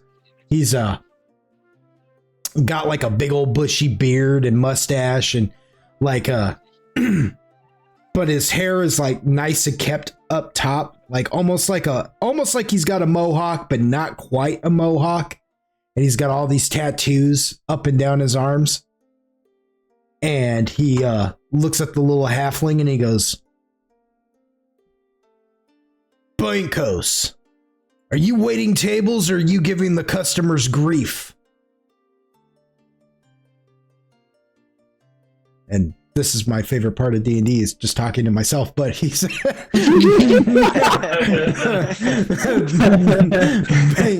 Bankos is like, I don't know. He's like, I was just cleaning the tables like you pay me to do. And then this tall glass of pale ale here just starts following me around, wanting to pay me 2 gold to empty out my pockets. But then he wants me to drop the lint on the floor before he'll even give me the 2 gold. He must think I'm some sort of sucker. Get a load of this guy. That this big old burly dude, he just looks at you. Zoltan, he goes, why would you want to pay him to look at the lint in his pockets? I don't understand. I think he might have swiped one of my items. I just want to make sure. I was willing to pay him to give me my item back. He goes from like Cockney to like South Ireland for some reason. Getting increasingly more Australian. Yeah. Pretty soon he's gonna be like, "That's not a knife. This is a knife." Slowly turn to like undercommon, and we'll no longer be able to understand it. I know. He's like, we're like watching the regression of Zoltan in like real time. Backwards Shrimp on the bobby. Backwards evolution. He says he's got We're like, what the fuck are you talking about? So he says he's got one of your items. That's a pretty serious accusation you're making towards my employee there. He goes, Bankos, you got his item? He goes, what item? I don't even know what he's talking about. He says, what's the item in question there, sir? It's one of my stones that I own, and I'm pretty sure he swiped it. I can't seem to find it on my person, and when it was gone, he was walking away after I felt my pocket get tugged on. Did you just talk to me like Dr. Seuss? Or...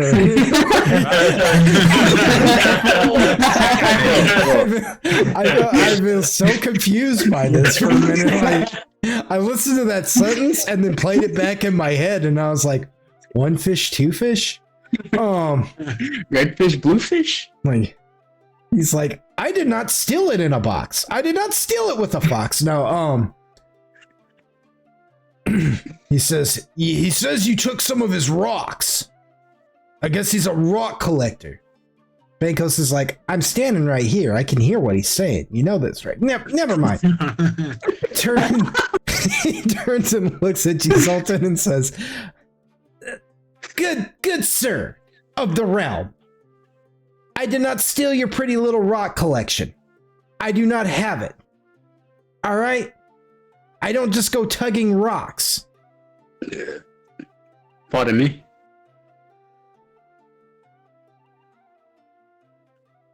You like just burp at him? Same part. No, that was actually that was me burping on accident. Oh. Did that like reset you a little bit or something? That put you in the factory reset for a moment? Yeah, my brain died for a second. Alright, repeat that one more time. My brain died. It says, good sir, I did not steal your pretty little rock collection. Now, if you don't mind, I have tables to go clean.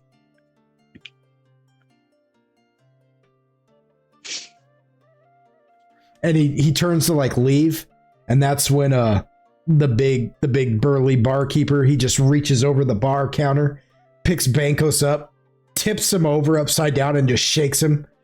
Oh my god, don't do that.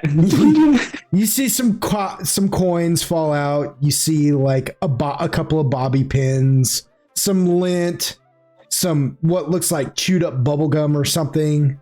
Am I prepared to catch the stone if it comes out of him? At least 5 coins, and then the stone like falls out into the big guy's hands, and he looks at it and he goes, "Is this your stone, sir?" Yes, it is. He's still holding Bankos upside down, and he looks Bankos in the eyes, and Banko goes, Oh, that's stone. He said stone. That's a rock. Clearly, he doesn't know the difference between the two. He goes, My description was a stone. he's like, I found that on the floor while I was cleaning. What do you want from me? I didn't know it was his. And he like looks at you still hanging upside down. He looks at you, Zoltan. He goes, you got to be more careful with your stuff, mister. You seem to have holes in your pants or something. Probably just rolled out your pant leg and dropped out the side like a turd. I'm giving him the bombastic side eye. This is the same excuse I was told when it got stolen when I showed up to this town. He says, oh, you got robbed when you first came to this town? See? And he looks back at the barkeep and he goes, see? It's what I'm trying to tell you, Colby. This place is getting dangerous. We need to up our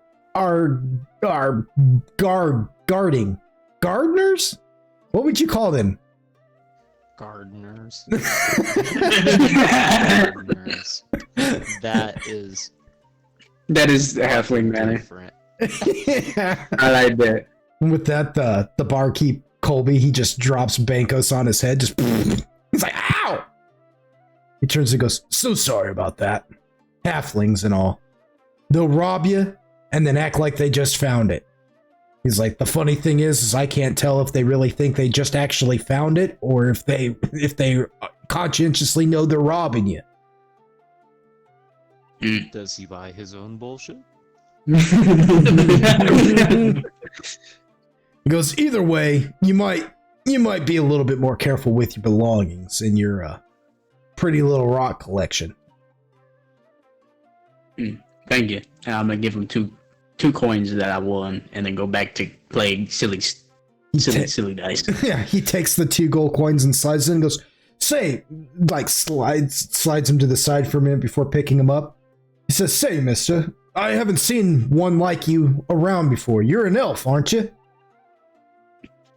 Yeah. He's like, Part elf. says, say, how does an elf get as pale as you do? You want the halfling answer, or do you want the actual answer?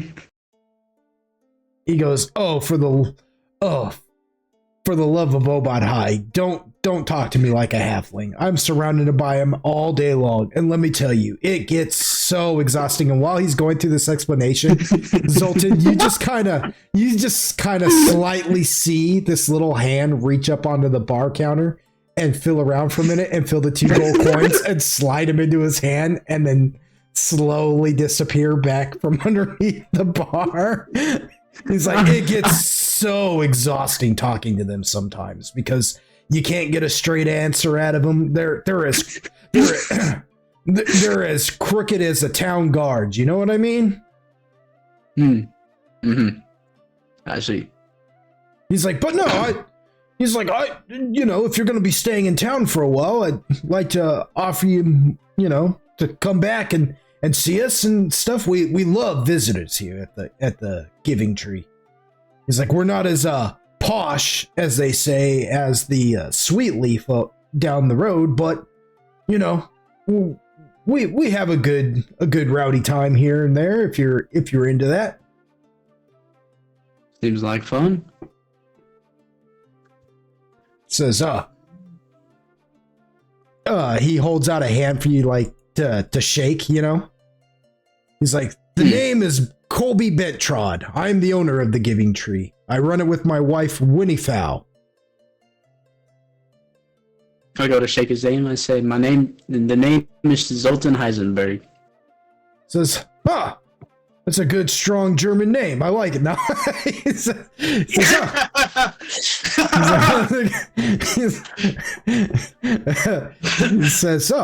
nice to meet you. Nice to meet you, Zoltan. 9. Says, come back anytime. And sorry about the trouble with Bankos. He's, a troubled boy. Orphaned. We kind of adopted him and gave him work. So if he's coming by and cleaning your tables, just make sure he doesn't clean your pockets too. And then spits. That was funny. I like that one. Well, I bid him farewell and tell him I'll stop by again. And I go back to playing the silly dice. All right, so we pick up with Otis. And what is Otis doing at this moment? He was, when we last left Otis, he was in his room just kind of contemplating, like, you know, his memories, I guess, you know, like. He takes a second to kind of look around the room. Just to see, just kind of take it in. It is, it's a room that basically it looks like a hollowed out tree, sort of, you know what I mean? Like the walls look like the inner workings and root system that you would find inside of a massive tree structure. It's very whimsical, I guess you could say, in its design of the room, but there is a large window that is open that allows you to look out amongst the city of High Garden. You have a large 4-post bed, like an armoire for clothing, your typical stuff that you would find in a room, you know, an ottoman for sitting, a rug on the floor, a mirror for like looking at yourself in. There is like a what would you call it? One of those desks that women sit at to like do their makeup and stuff, type of thing, in case, you know, in case that they have like families in there or whatever, or in case you want to put on makeup. I don't know, but you know what I'm saying, right? Like, yeah, a vanity. It's got a vanity in there. It's got everything that like anybody staying there could possibly need, you know, all except a fireplace. It does not have a fireplace or any way of generating heat. Because starting a fire inside a tree is probably a bad idea. It sounds like a great idea to me. Right. Otis is gonna walk past the mirror, take a look at his reflection, and then walk to the bed. Sorry. Oh, cool. Love it. No, what were you saying? I'm sorry. No, then he walks to the bed, just sits on it, and then he's going to pray. Okay. What does he pray? He says, I don't know what has happened since I've been trapped in the Nine Hells, or why I can't remember what has happened prior. Here I am in High Garden with no memory of who most of these people are.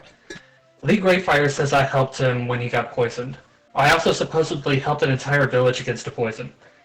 I'm needing to help with this yet again, but how much help will I be if I can't even remember what happened the first time? What is up with that vision I had of you, Coralon, and some other god? Why were you so angry? Did I do something unknowingly to drag your name? Why am I now so scared of death? I feel so lost. I hate that I'm struggling with this so bad. I hate what I have been going through since I've come back. I don't want to feel this way. If there was ever a time I needed you to show yourself to me, now would be it. I need you. I need guidance. I don't know what I'm supposed to do. What is my purpose now? Am I meant to continue being your cleric? Your chosen? Has my time of being your cleric come to an end? Because I don't want that. I want to continue helping people. I want to be the best I can. I want to live up to my name. But I keep having doubts. What if I get my party killed? What if I cause a major catastrophe? And now, what if I can't help these people? What if I make things worse? What do I do then? Amen.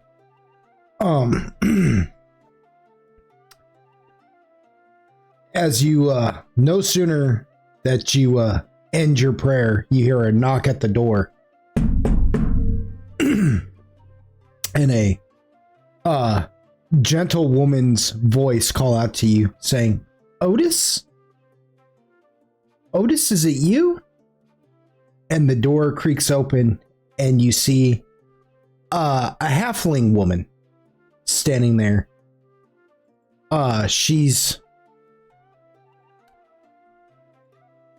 older, you can tell, because she's got white hair. Like her hair is gray, it's white, but with the way halflings age, they don't ever really truly ever look like elderly. But her hair color and just demeanor, there's a wisdom in her eyes that is undeniable, that denotes age. As she's wearing like a simple white cloth gown with a green shawl with brass buttons on it. As she steps in and goes, "It is you, Otis. You finally have returned." Otis looks towards her, and yeah, his eyes are welling with tears because the prayer is like, yeah, it's me. She says, "Ah," and then she sees you're crying, and she says, "Oh," and her like expression softens to one of concern. She's like, "Oh, what's the matter? Why do you cry so?"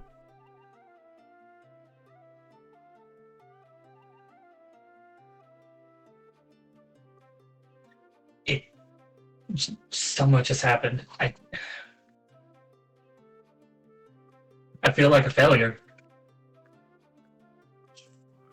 She like steps forward. She like walks towards you very slowly, kind of very grandmotherly, you could say, as she approaches you, and with the back of her hand she gently like rubs the tears from your face. She says, "What do you mean a failure? How did you fail, Otis?"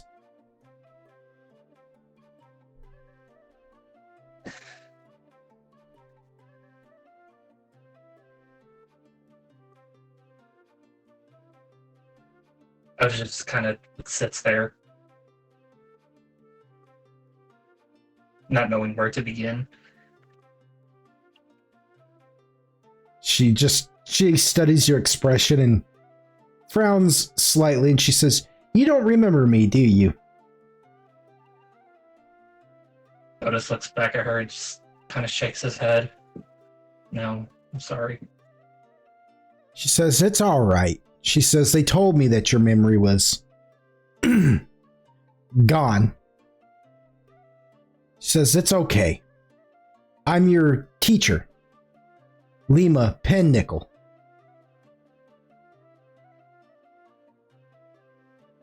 That's spelled P-E-N hyphen N-I. Okay.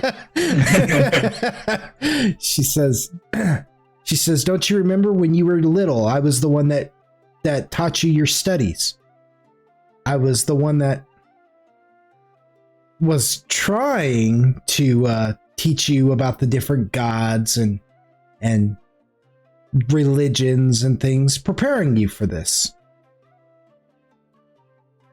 for your clericship, for Obad."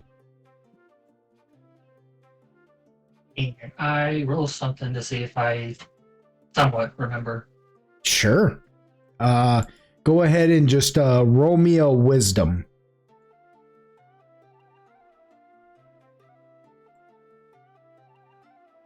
Actually, well, never mind. We'll go with that. Yeah, we'll go with that. 11? Okay.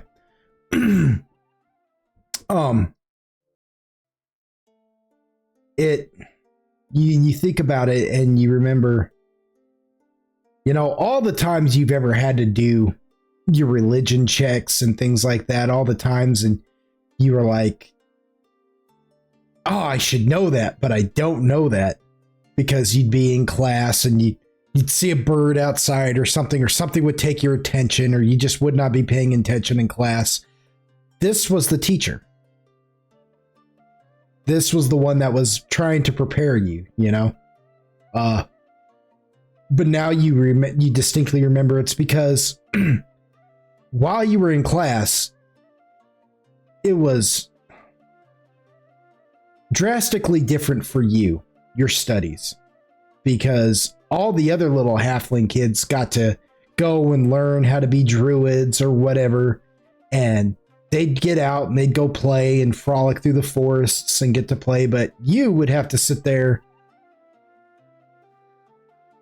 and learn so much more extra in order to prepare you for the promise that was made to Obad High when those halfling refugees came so many years ago and promised Obad High that they would give up one of their offspring to him as his chosen if he'd give them sanctuary, to which he agreed.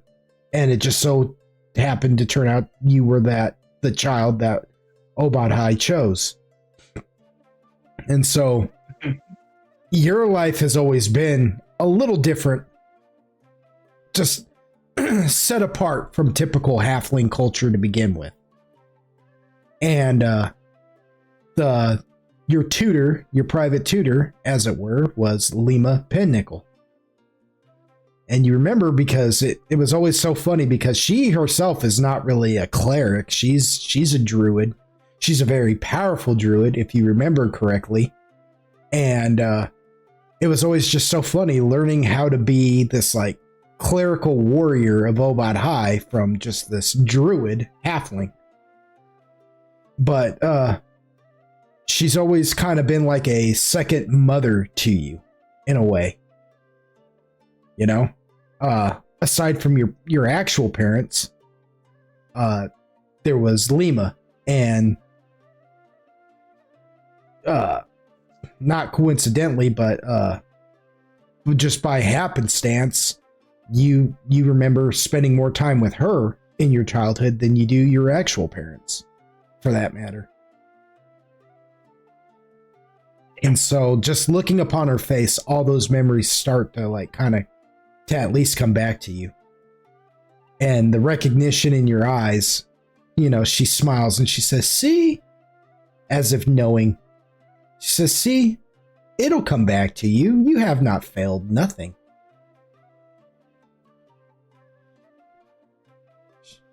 Nobody said this path would be an easy one to walk, Otis. That was never promised.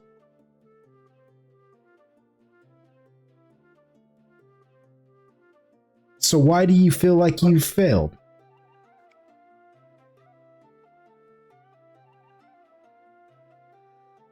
Because I can't remember a lot of things. I seem to have lost a good chunk of my memory since I've been trapped in the Nine Hills, separated body and soul. I'm here because I'm supposed to talk to, I done forgot his name, about a poison that's supposedly coming back that I once helped with that I don't even remember doing. She says, uh-huh. She says, and you don't think that your memory will come back once you see this person? I don't know. I mean, I got lucky with this memory. When I first arrived here, nothing looked familiar. It didn't come to me then. What's to say it won't come to me when I get over there, too? Says, well then, that's the problem. She says, you remember Obad High, don't you? Well, yeah. She says, well, see? Then you haven't forgotten everything. She says, come with me. Let's take a walk through High Garden and see if we can't jog some of those memories of yours. And she gently takes you by the hand and begins to guide you out of the room. You guys exit the great tree into the city of High Garden and begin to walk through the forest city as she points things out to you. And you know, and she's more or less, it's not like she's really trying to jog your memory as much as she's just relaying her memories of you to you, you know? She's like, you were such a silly boy. She like talks about the time like you stole an ice cream from this vendor over here. She's like pointing and she's like, and he was freaking out and you were just like, what? No, I found this ice cream. Somebody dropped it and I just picked it up and was eating it. she was like, and I was confused because I was like, well, see, he said he found it. Why are you, what is the big deal? Who wants ice cream with dirt on it now? And so on and so forth and everything. And eventually you find yourselves not so much outside of the city as a whole, but like an outside area of the city. In this like little grove in the forest as she sits playing with a squirrel, like talking to it like it's just secondhand nature to be able to talk with it. She's like, tell me what you know about this supposed disease that you helped cure, if you can remember anything about it.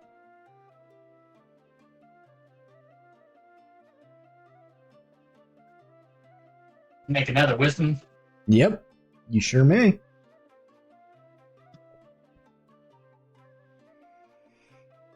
Ooh. Otis is rolling bones tonight, y'all. So a 17? Yeah, so with a 17, what little you can recall of it, a certain memory does seem to come back to you that this disease, as you ponder it more, you seem to remember that there was something that was like it was like a black ooze that would like weep out of your tear ducts and eat you from the inside out. But it had like a really weird adverse effect on some. Some people, it was like, even if they died, it was like it would reanimate their corpse and bring them back to life like a diseased zombie.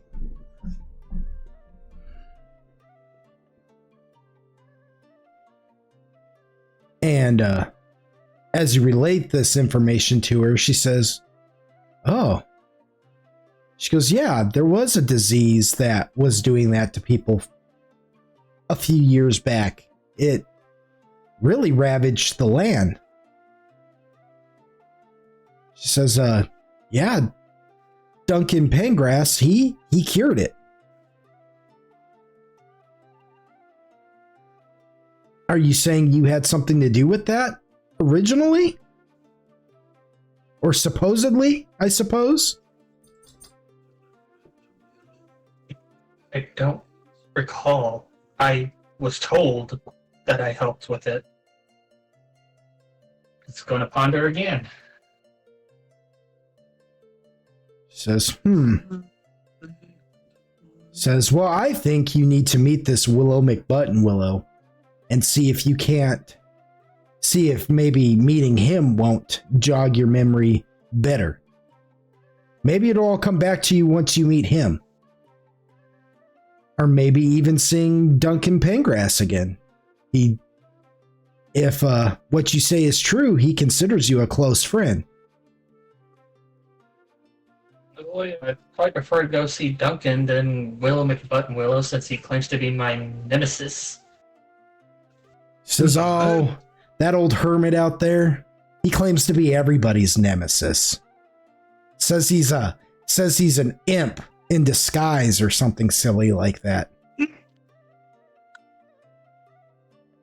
She's like, he's no better. She's like, you've had plenty of nemesis in your day, Otis. Don't you remember growing up as a kid? You don't remember old Tub? Who? She's like, Tub, one of the boys you grew up with. It's like he used to pick on you something fierce. Can't say I do. You don't remember old Tub, Tub Lanky? That's spelled T-U-B hyphen L. I'm not writing his name down. She's like, you don't remember old Tub Lanky? She's like, he's still around here somewhere. She's like, he still lives here. He might even be around here somewhere. Remember the mean names he used to call you? That mean name he used to call you? I'm going to be honest. I have a very strong feeling that I didn't remember him before I lost my memory, so he must not have held that high of importance to me to begin with. As you're saying that, you hear something come out of the bushes from behind you, and you hear a very low, almost like burly halfling voice go, "Well, look who it is. If it ain't old Scrotus Wienerkin himself, return home." I was going to turn around like, 5 points. who are you? He goes, "You don't remember me, old Scrote?" If I did, I wouldn't have asked. Says Scrotus Wienerkin, champion of Obod High. Ha ha ha. Otis mocks him. Yeah. Yeah. He's like, "Yep, you still got a little attitude on you about that one, eh, old Scrote?" Lima's like, "Oh, Tub." Lima's like, "Oh, Tub, knock it off." Like, "So what'd you call me here for anyways, Lima?" Says, "Well, Otis," she says, "Well, Otis needs help getting to Willow McButtonwillow." Like, "That old pissant? What's he want?" It's like, "To talk to Otis." Just looks at you, Otis, and he says, "Well, Wienerkin, you want to go or what?"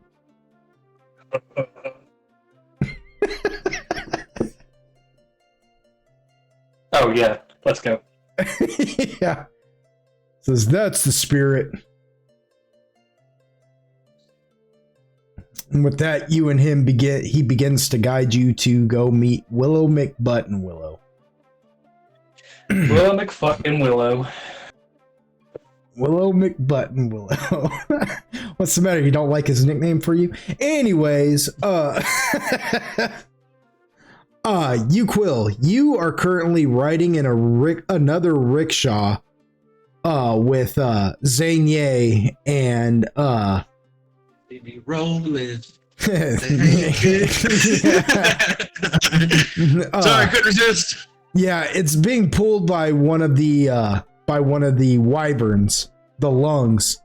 You're riding with Igzane and Zanye as you guys head to Ibuuchi to meet Tak when you get a message on your ring. Message. Yeah, message. It's all doo-doo-doo. "You Quill, I currently have a message for you from one Android Frizen. Would you like to hear it now?" Run that shit.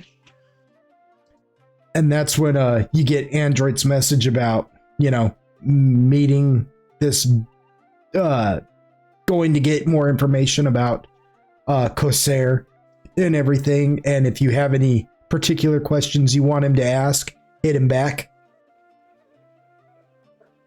I'm sure I do. The problem is that memory is in my head. That is the one about the mercurial metal. Yeah, because that was like, dude, you're talking about like 6 years ago. Yeah. When we were first talking about going down to look for the metal, yes. Yeah. Said he might have a line on a trade for it or something, a trade route or something. Yeah. To talk to one Corsair. Yep. Yeah. Yeah, so I relayed that to Android. I'm like, yeah, I need to know how to get in touch with him or find him easier-ish, ? Hashtag confused. Person knows of? Hashtag help. Android, are you getting all of this?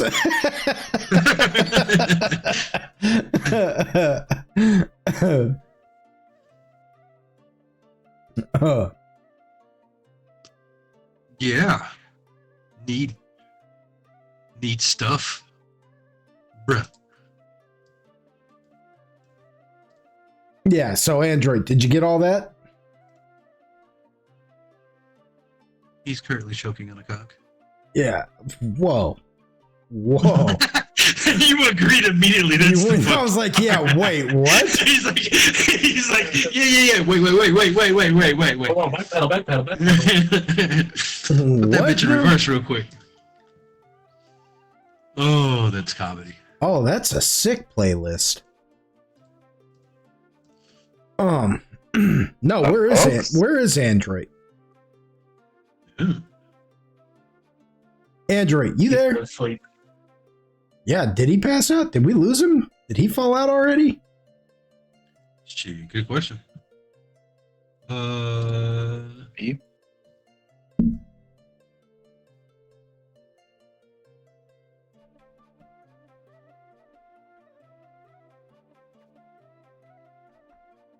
Well, maybe you just happened to speak to him one time he gets up to do something. I don't know.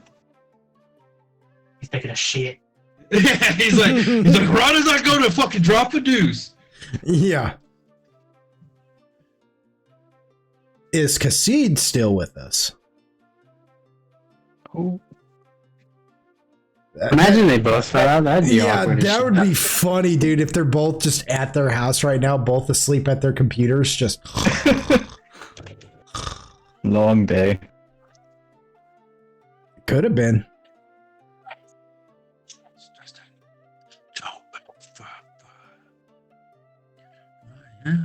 Well, we got to move on. Anyways, you Yeah, fuck you, Quill, what he wants. I guess. I mean, I'm gonna go take a shit and send him a picture later. yeah, no kidding.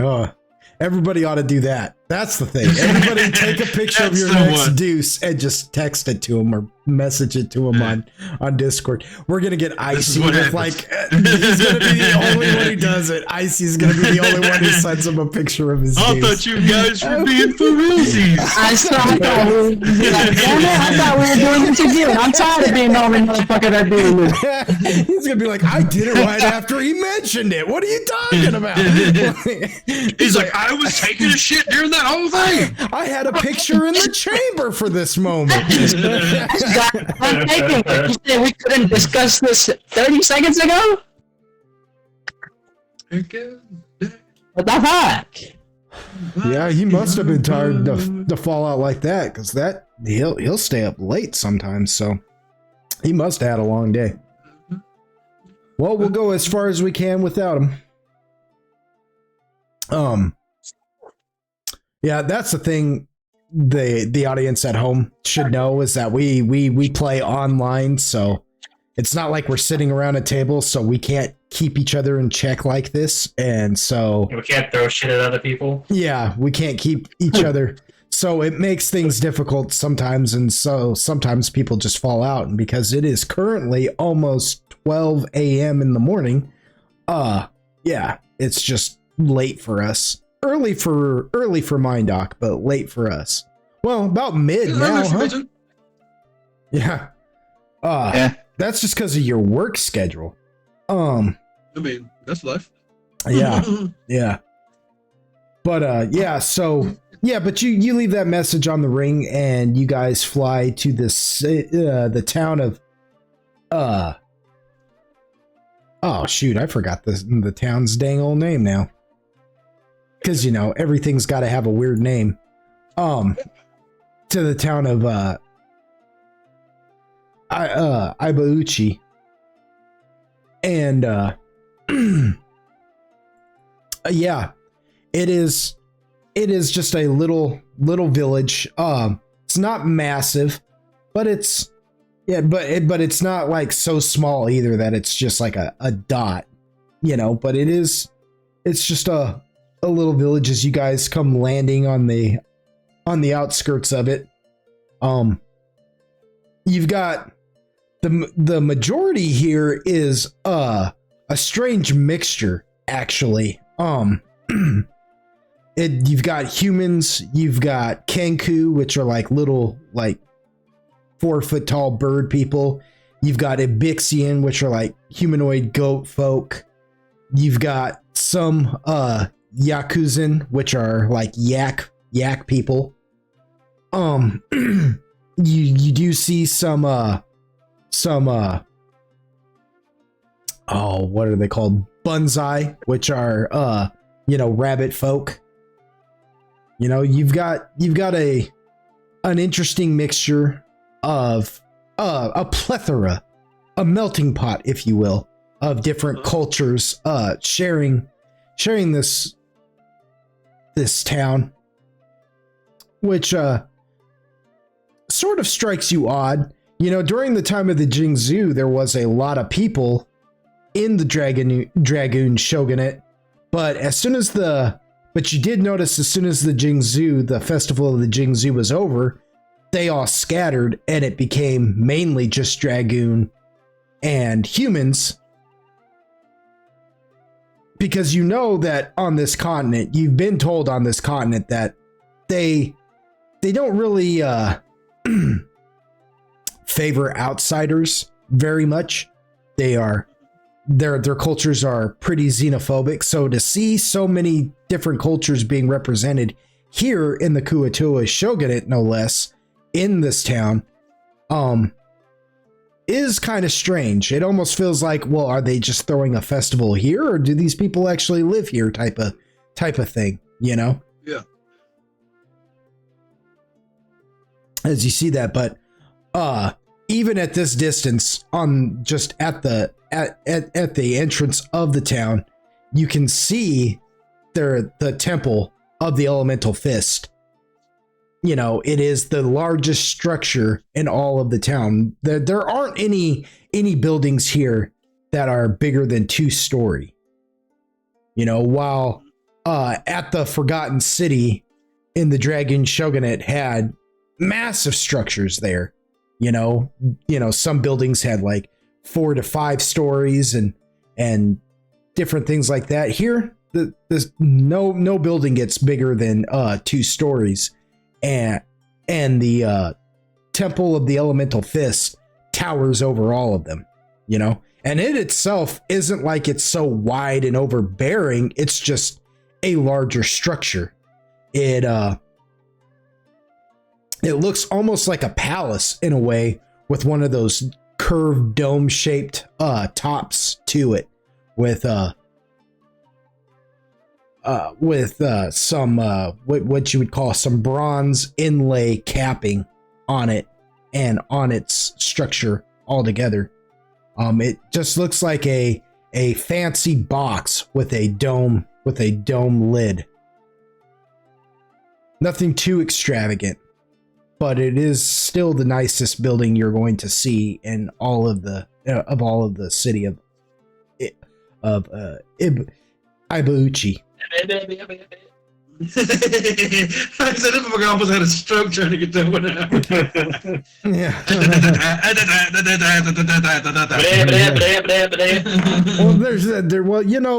There's a lot of tongue twisters that I give myself. It's called allocution. All right, bite me. Anyway, That was a big word. Oh. Do you know what that word is? Didn't think so. Let's go. Anyways. Yeah, so you could see that. You could see the temple there. But other than that, though, yeah, there's the rest of the city. And Zaynye is like, yeah, welcome to the little village of Ibuchi. She's like, fascinating little town.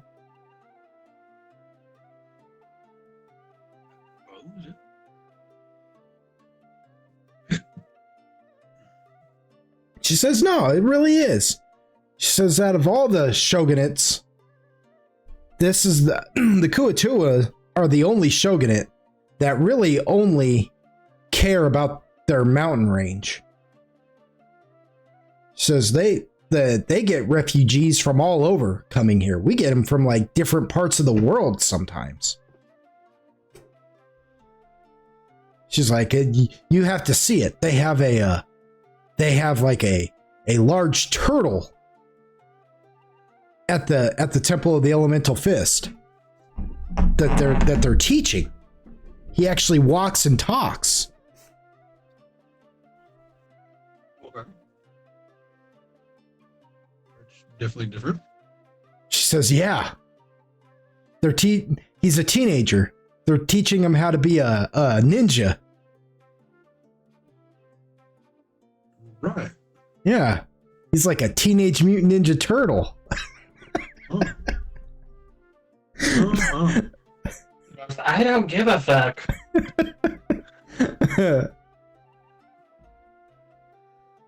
She says, well, come on.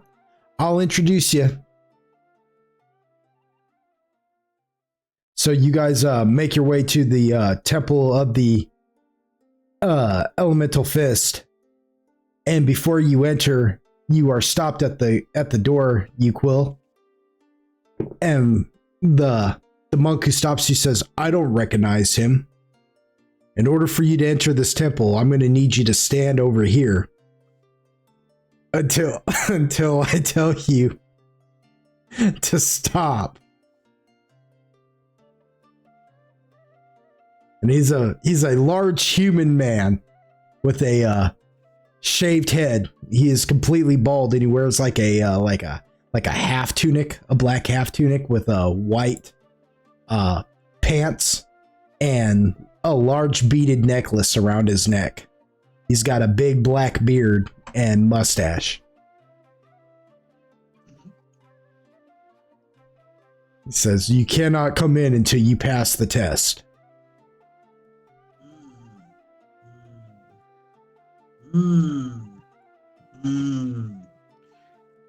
He walks past. He just looks at Zanye confused, and she says, he already took the test. And the large man says, I see. Inside the Kill everything. yeah. Inside the temple, though, you do see several monks. Now, this temple doesn't have as many students, I guess you could say, as the Golden Lotus. And most of them are present there. You see Yakuzin. You see a Kenku, which is, one of the short birds. Only this one, he's not like the Kenku you met before. He doesn't look like an owl. This one looks like a rooster. You see you see a Bunzai sitting over there meditating. You see a Dragoon sitting next to him meditating. You see the very large turtle that Zanye was talking about, as he sits over there meditating as well in his meditative stance with his eyes closed. And she wasn't kidding when she said that they have a large humanoid turtle man that is from a faraway place sitting there learning from them as he sits over there meditating as well. One of the more odd things, though, that you see is you see a human. You see this, well, he looks humanoid, but his skin is all completely silver. It looks as if he was a machine or something. Like I said, his features are humanoid, but he looks more like he's metal than he is organic. He's this mechanical looking fellow, and he's sitting over there practicing like palm strikes, and out of each palm that he strikes with, he either shoots like a wave of water or a fireball in that direction. You've never quite seen anything quite like him before either. On top of the turtle, of course. This gentleman is probably the most exotic thing you've ever seen, as he sits there practicing. His face makes no expression. He is completely stoic in his demeanor as he just sits there practicing his palm strikes.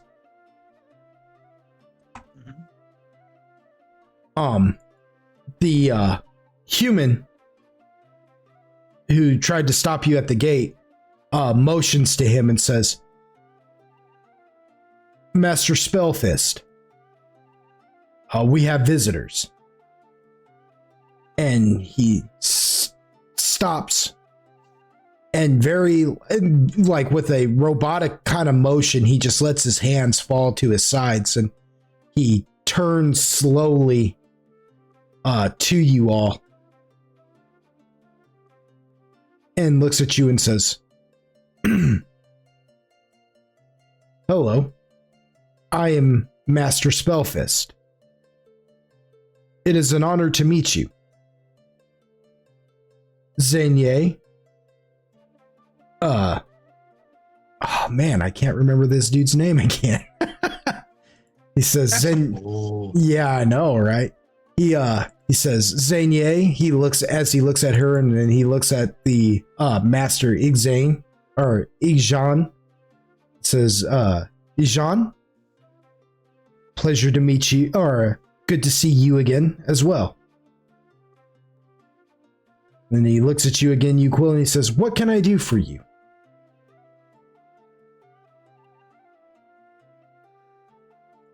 I came to say hello to possibly old friend. Question mark. Hashtag. Don't know. Says, I see. To the blind man, to the deaf man. Yeah. He motions to the students and he says, do you see your friend amongst the students here? Nope. He says, oh. Well, then I will find it very difficult in helping you locate your friend if I don't know their name.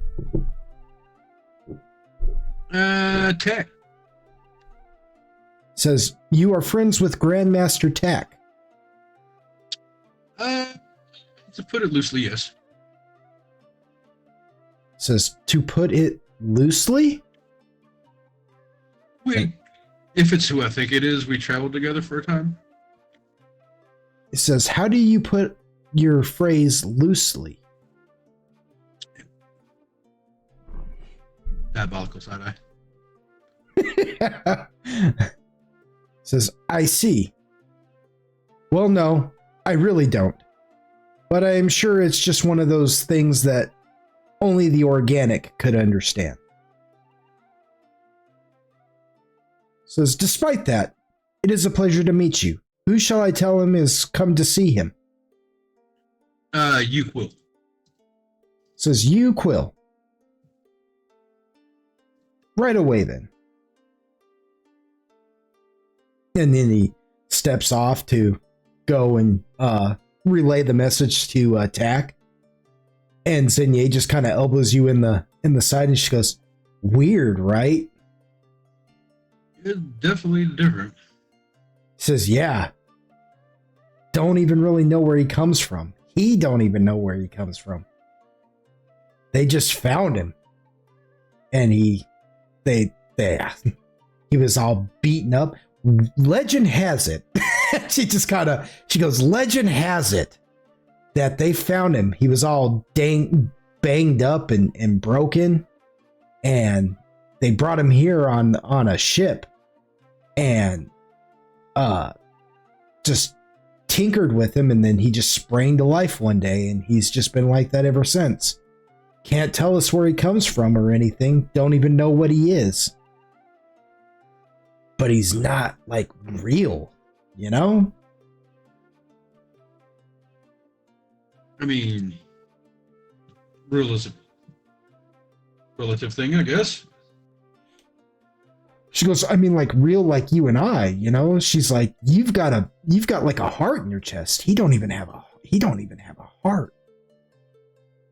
I mean, to be fair,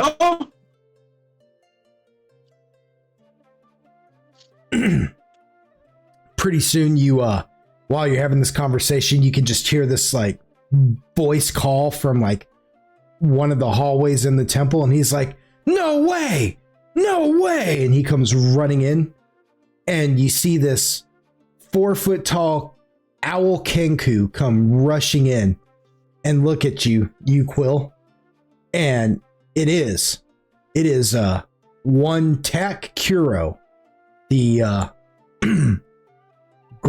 or the Tak Hero who you traveled with all those years ago, who just one day the shadows ate and never returned. And he just looks at you and goes, yeah, he looks at you and goes, as I live and breathe, you Quill. Pretty fucking much. How? How? Sway? Says, oh, you mean? He says, well, he says, it's one of those things, really. He gives you kind of a nervous laugh, and he goes, I myself am not sure. He says, I was with you guys. You remember we were in the crypt. Mm-hmm. And then the shadows seemed to just fall on me. And I found myself in this like other world.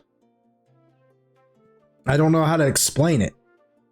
Like, and that world was like full of like all sorts of beings. I don't even like anything you could think of was there. I don't know how else to explain it. And I just traveled around there until, well, I'm not even sure I actually ever left. It says, I think a part of me actually like separated and came back while some of me is still there. It's almost like there's two of me now. That's not normal. Okay, continue. It's like best way I could think of is this is where I was conceived. This reality. So part of me belongs here. And so I'm here. But it's almost like my destiny is guided by another. And that part of me, he guides there or wherever he takes me. I don't know.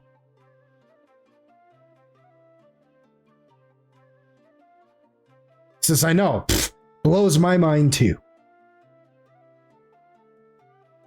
Says, yeah. But, well, yeah, when I came around and they say there's a Tak that's a grandmaster somewhere, you can imagine why I had to come see. He's like, because well, in all honesty, you're supposed to be dead. Well, I mean, I guess maybe not sure what happened to you. You was there, then you wasn't. So we all thought you just died. Says, well, when I came back, it was like so much had already changed. And I did look for you guys. I inquired about you, and I had actually heard that you all had perished. So Perished is a relative. I'm sure, as you know now, is a relative thing. Says, yes. Says, well, yeah, I just, when I couldn't find you guys, I continued on my own, looking for my uncle, and when I couldn't find him, I just, I came back here. And eventually I developed the elemental fist. I came to understand it and started my own temple here. And I've got students now. I guess I am a grandmaster. Huh? Yeah. You still making those things that make really loud bangs? You mean the tack bombs?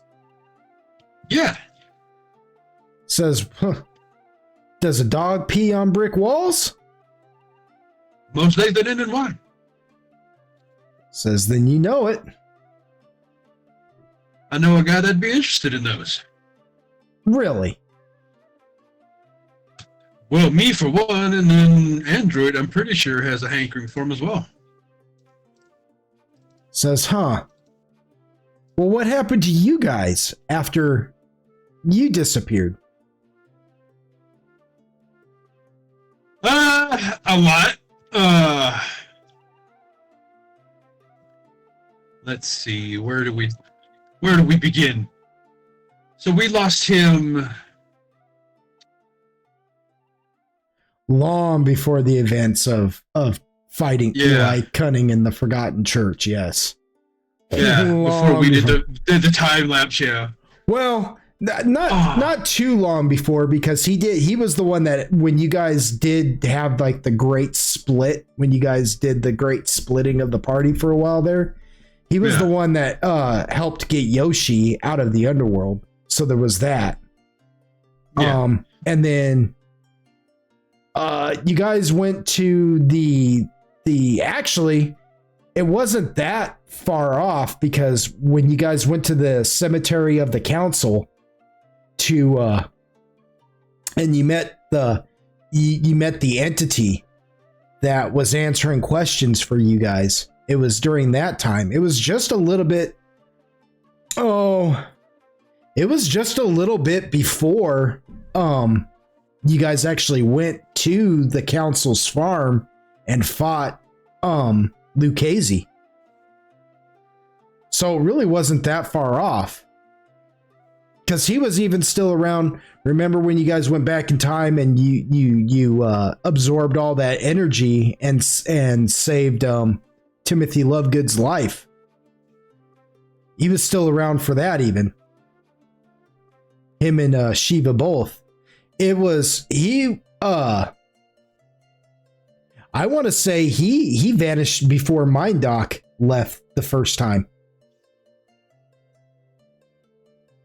because you guys went to the Beastlands and that's when you guys lost Shiva, and Shiva was still around when you guys lost Tack. See what I'm saying? So there's he disappeared just before you went to the Beastlands and did all that, did the Great Hunt and all of that, and Otis met Blinker, and you guys got Mind Doc and Otis back. He was he left just before you guys went to the Beastlands, and then just after that, just a little bit after that, you guys went to the Beastlands and lost Shiva. And then in the Beastlands, you lost Mind Doc. And then you came back and went to the council and fought Lucchese. Oh God. Yeah. This is a long fucking campaign, dude. Yeah, this was like 6 years ago. Yeah. Our time. yeah, exactly. Yeah. My brain hurts trying to fucking like unravel like when everything actually happened.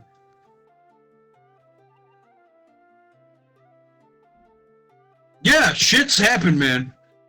Shit's happened.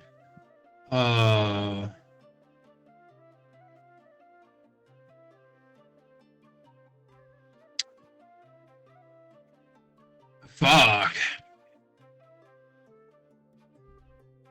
He says, tell me about it. Easier said than done. He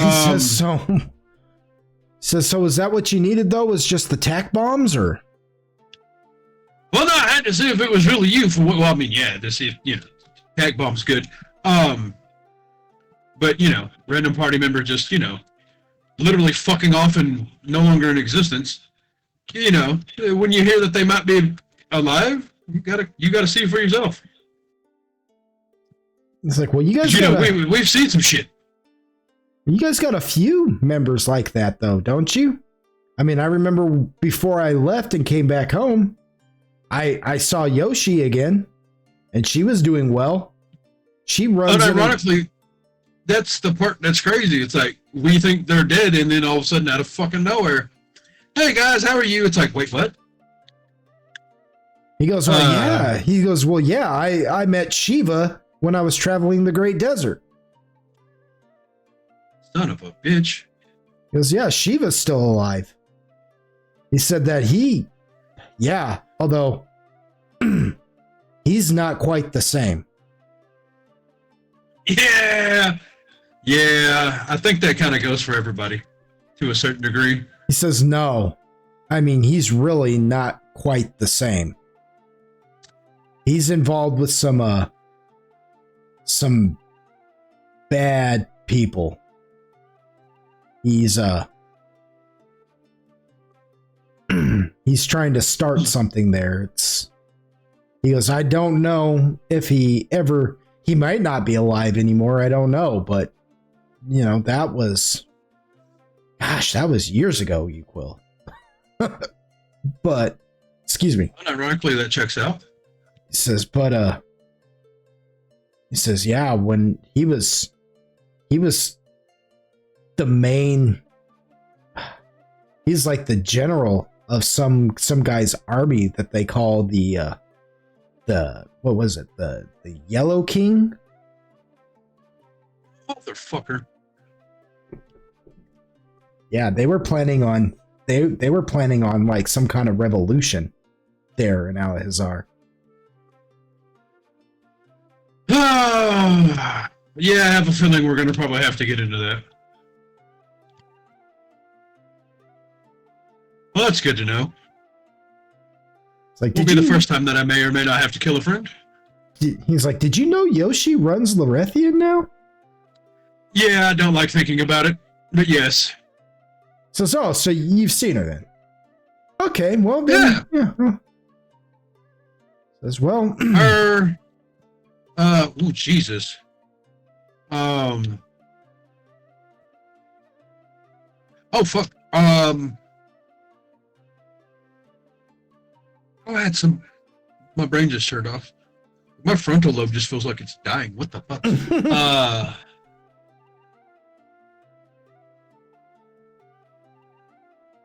Yeah. Yoshi. We went and did that. Mind Dog's back with us. He kind of cringes at that statement. He goes, I didn't know Mind Doc left. Yeah.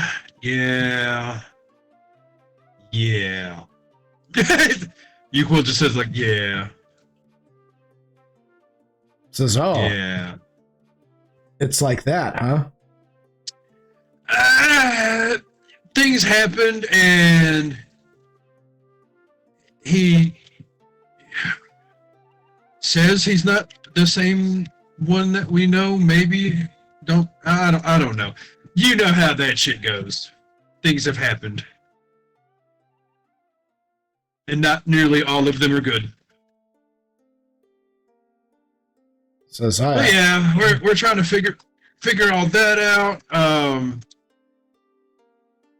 In fact, I think the group went back to the manor. I'm out here with them trying to discover the secret of power stuff. I don't know if you remember that. Yeah, we're doing that. Yeah, a lot of shit's happened, man. Like a lot. It's like it's one of those moments where you can actually see clarity in Uquill's face. He's like, a lot of shit's happened. Huzzah. He goes, that's really interesting.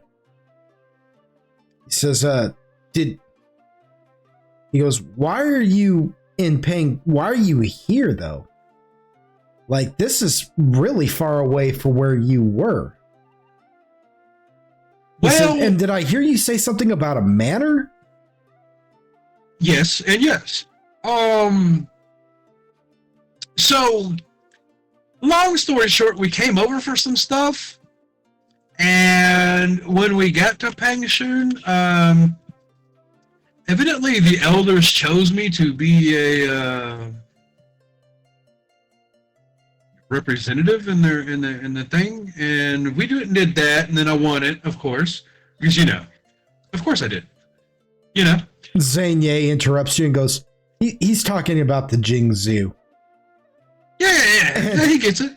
And Tak's eyes widen and goes, you won the honored Jingzhou? Bro, of course, it's me. I mean, you were there when I fought that one guy, remember? And I didn't die from that. And he dropped up, like they're dropping all types of crazy shit on my head, It's all good. It's all good. It was fun, though. It was fun. It was, not almost dying all the time. Well, I mean, kind of. And then he looks at her and he's like, outside of the whole Jade Warrior poisoning thing, He goes, that kind of sucked. You had a run-in with the Jade mercenaries? Yeah. He goes, whoa, you're just integrating yourselves into our culture with no. He's like, is Android and all the rest of them here too? They were, but they went back. We got a lot of pressing things, and what happened was during that, the Jade mercenaries tried to, kill me because I was doing pretty good there for a minute, and they were like, oh, no, we can't have this shit. I get it. No hard feelings. I get it.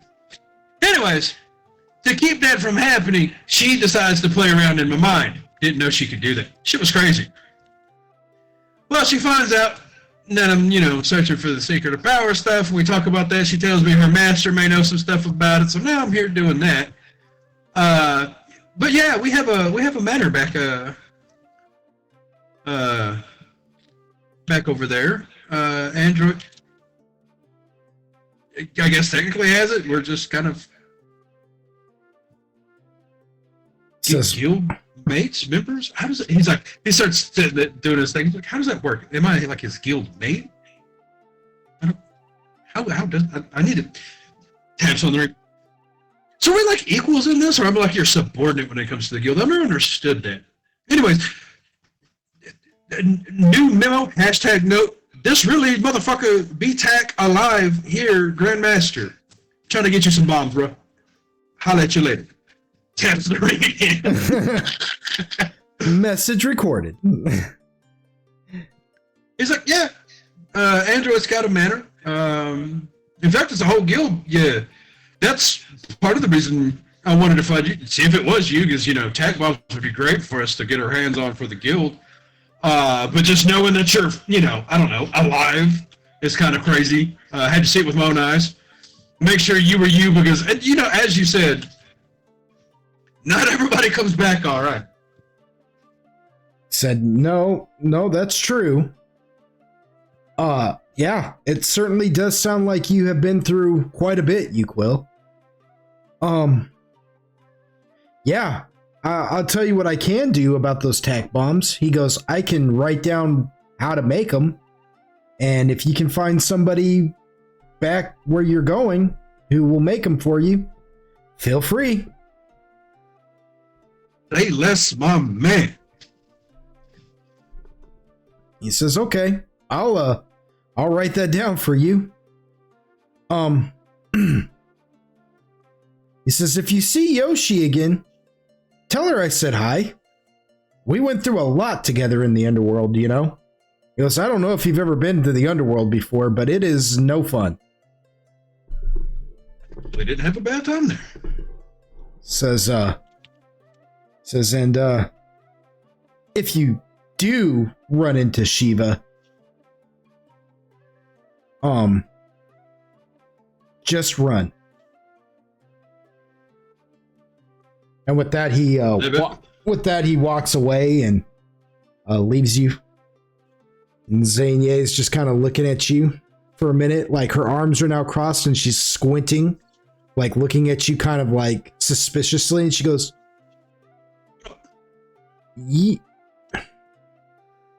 who are you people? Just some people that do some shit around, She says, no, I move. don't know. Yeah, I guess in Pengshun we kind of got a light footprint. He looks at her like dead ass, like straight Like the most serious he's ever been towards her. He's like, I'm starting to think that might be a good thing. And then just kind of lightens up. He's like, yeah, we've done some shit on our continent. She's like, you literally traveled with Tak, Grandmaster Tak Kiro. Yeah. Back then, he could barely fucking keep himself alive. Again, imagine my shock when I hear that the dude that disappears from it. Look, girl, you don't understand. He literally, look, we was checking out some crazy shit, right? And anyways, this bitch was crazy. So, like, of course, I'm in there trying to fuck around, like, for once, and I try to holler at a chick, and she was like crazy, right? So we're trying to kill her, and then out of nowhere, literally out of nowhere, darkness, fucking darkness, snatches this man up. Never seen anything like that in my life. Motherfucker's gone. Just gone. Just never to be seen again. That's what we thought. And then here I am, coming to find some other shit, not even related to this motherfucker. And y'all were like, oh yeah, he's just right over here, like y'all had the motherfucker in the cabinet all week or some shit. So yeah. About this time, Master Igzhang, chimes in, you know. He's that dragoon who he's like a what do you call it? A force dragoon, you know. He's got the charcoal scales and the with the blood red hints to it, you know. Yeah. He chimes in and goes, well, how much do you actually know about the universe, Quill?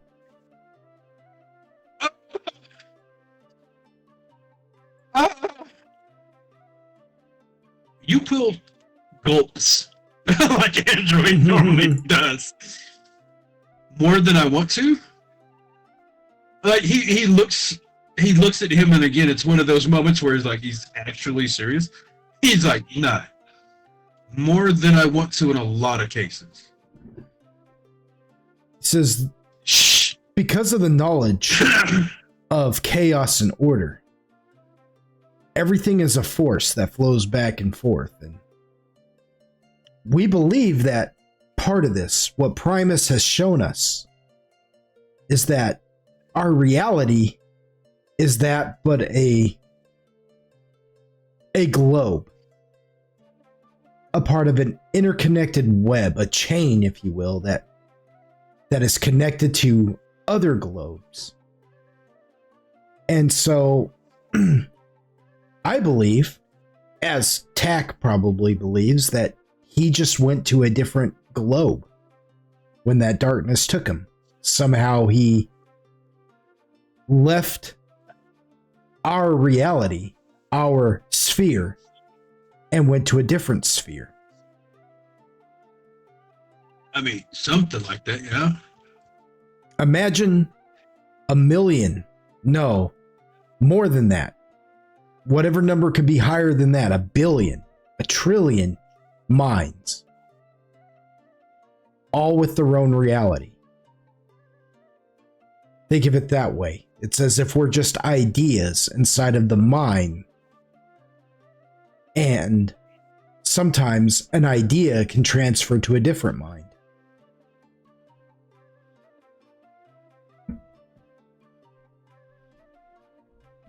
And we believe that is possibly what happened with Tak. I mean, I don't disagree. I don't necessarily disagree, nor agree. Something happened. What it was, I can definitely say, by most definitions, wasn't normal. But yeah, he looks back at her real quick and he's like, which unironically is becoming a little too normal for us. But it is something that I need to make sure that Android and the others kind of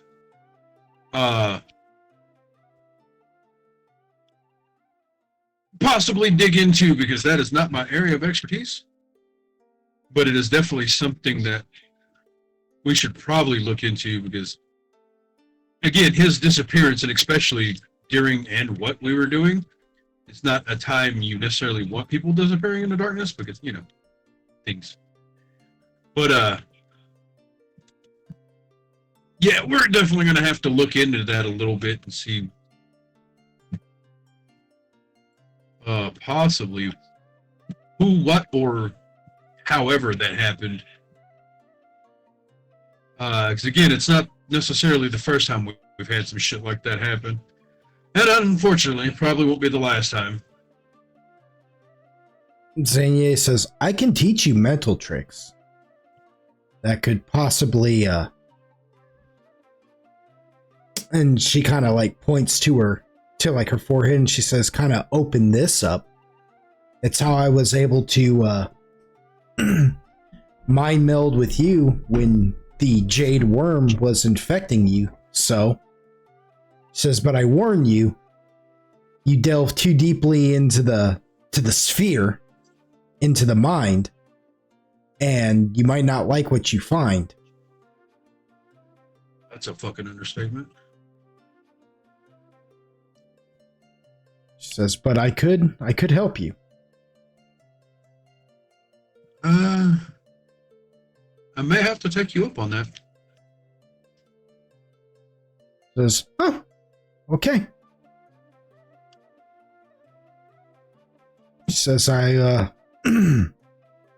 we'll begin our meditations when we get back. Oh, fuck. All right. Like, not thrilled about that. She's like, she's like, did you think it was just going to happen? You know, you've got to work for it. That's a different type of work than what I'm accustomed to. It's like, how do you expect to open the secret of power if you're not even... She's like, that doesn't make any... And pretty soon Tack returns with like a little scroll in his hand and he hands it out to you, Quill. He's like, there you go. That's the recipe for the Tack bombs. He goes, Nice. He goes, I was kind of lying to you earlier when I said that I still make them. I haven't had to make one of those in years, but it's nice to know that they've left an impression on you guys. Well, they were really useful, and some of the stuff that we might have to get into soon may benefit from something like this.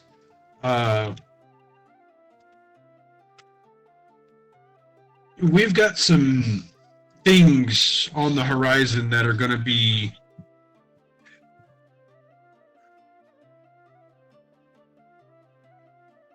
world changing, I fear.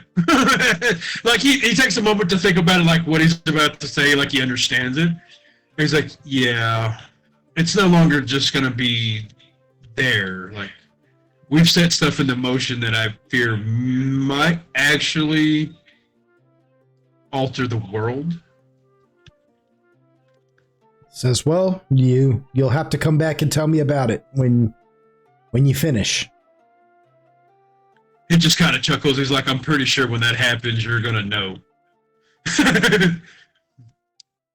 We do ring the doorbell quite loud if you've forgotten. He says, mm-hmm. He says, I remember. And but it would appear that we have a crash course date with a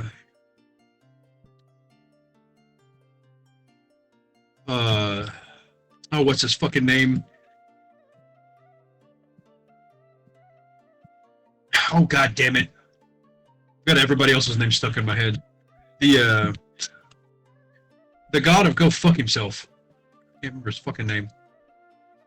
Toldoth? The one we've pissed off. Yeah, Toldoth. Says, like, yeah, we may or may not have pissed him off just a lot of it. In fact, I'm pretty sure we're on his number one spot on the shit list. He's like, what was that one guy? King of something. Hey, some fuck all of Toldoth. We really seem to rile him up a wee bit. Like, well, it's nice to know that the more things change, the more they remain the same. You are still as affluent as you've ever been, you Quill. He goes, and I appreciate that about you. He said, I should get back to my meditations. He says, but keep in mind one thing, and I don't know if this will help you or not, so take it for what it's worth. You don't always have to kill your enemy. Sometimes there is another way. You're not wrong. Says, remember, the entire time I was with you guys, I very rarely, if ever, downed an enemy if I didn't have to. You're not wrong. And then he gets like a shit-eating grin, and he kind of like pulls this.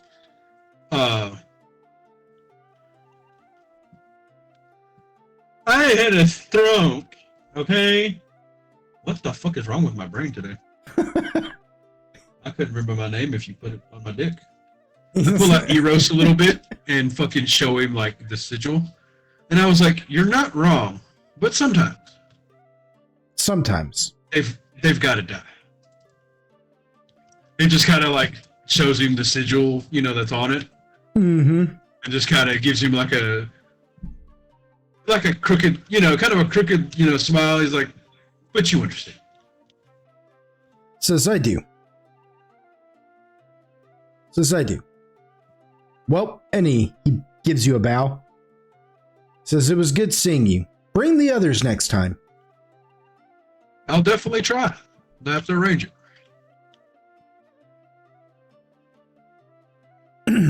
And with that, Zenya's just goes, well, then, I guess we can head back then. I guess we accomplished something here?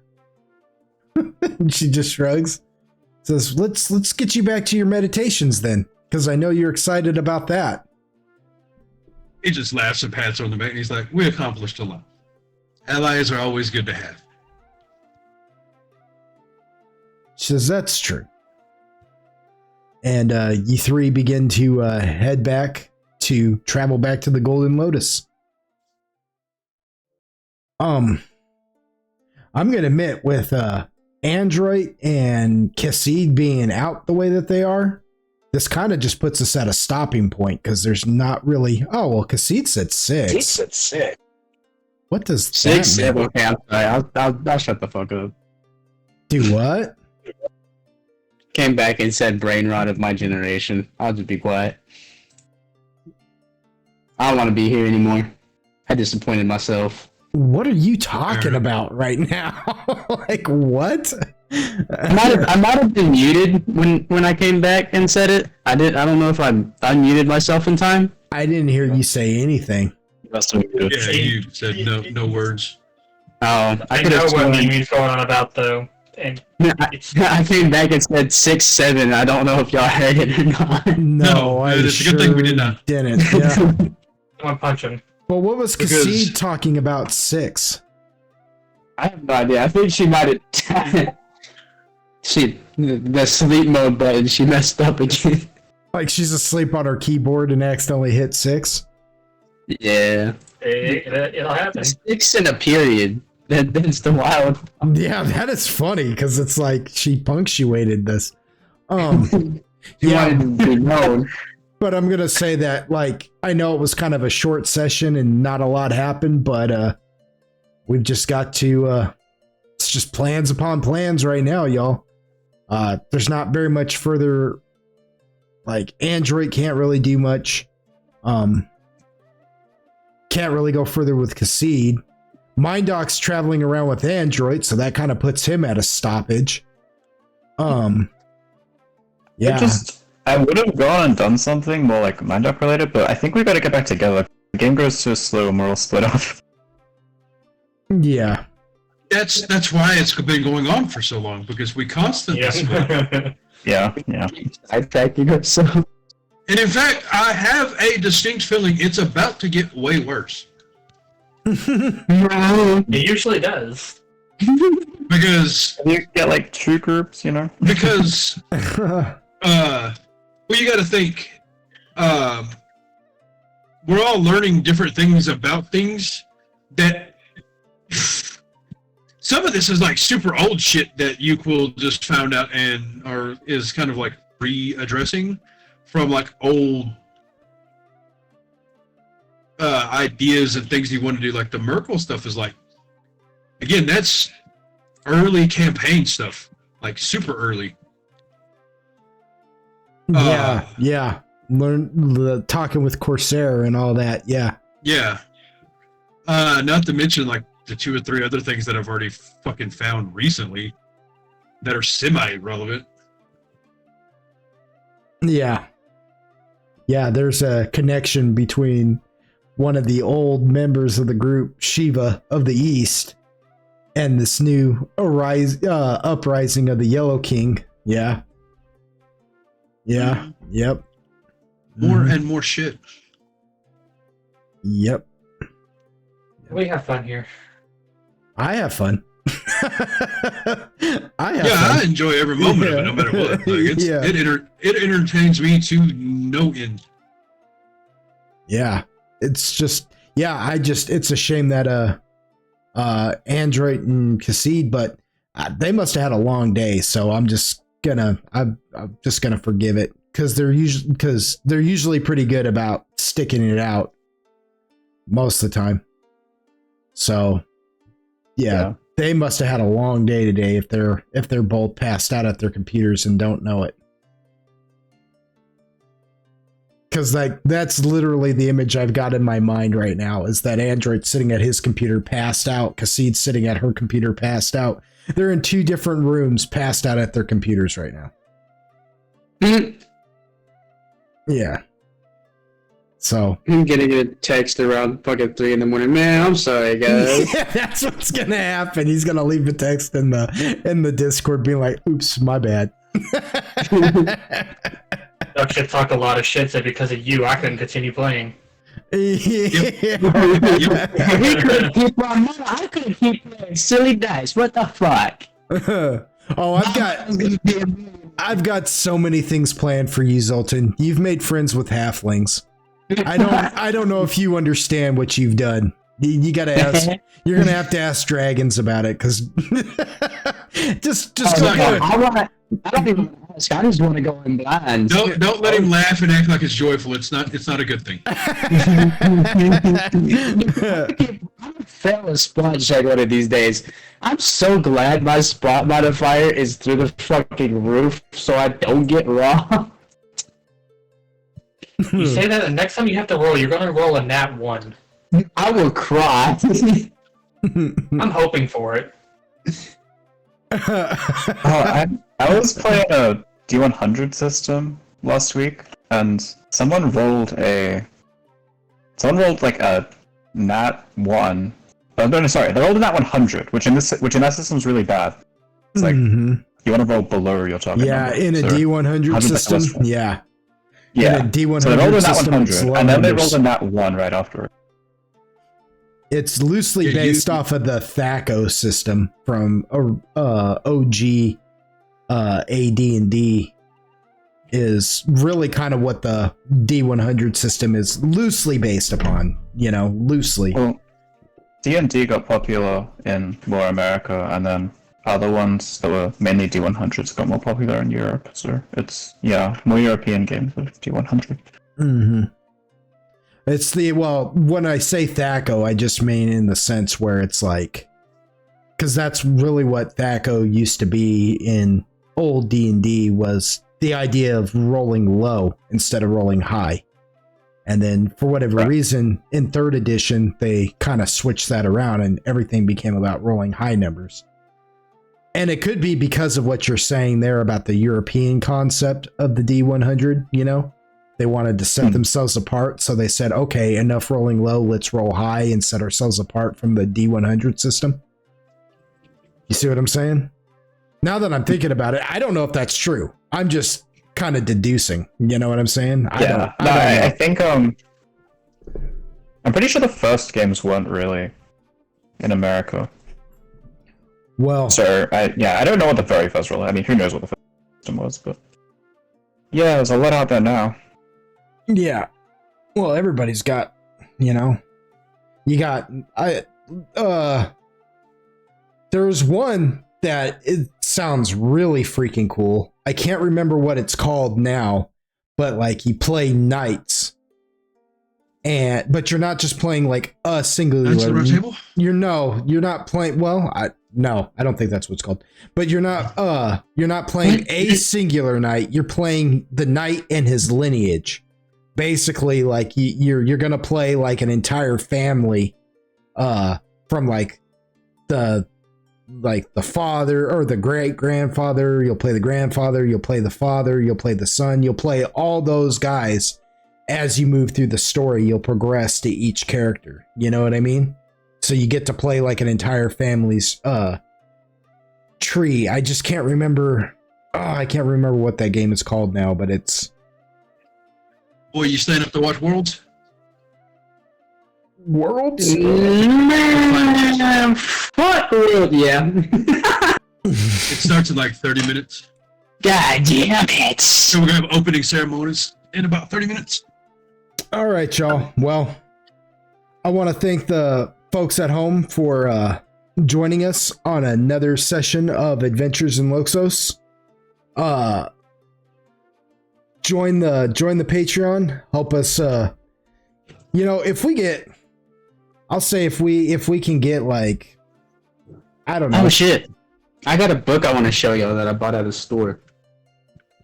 All right. If we can get if we can get like just enough subscribers to the Patreon, that'll help us to do like production for the things that we want to do with the Patreon. Mainly, that'll help us to put like some money back into the Patreon for some of this stuff, like the campfire sessions, if you want to call it that, with Mindoc and Uquill and different things. That'll help me put some production into some of these things. So yeah, that would be really cool. And yeah, you guys got anything you want to say before we head out? Yeah, what he said, give me your money. Give us money so we can do stuff. Yeah. You think we're unhinged during like D&D sessions? This will be unrecorded, so you'll get to like hear get what stuff. inappropriate. Raw shit. Yeah. Raw unedited shit. Super raw. Like, Leak the Discord chat a little bit. That'd be Gert, give them money to crack addicts. that too. I need a fix, man. But you gotta call me out like that. Anyways, say goodnight, everybody. Good night.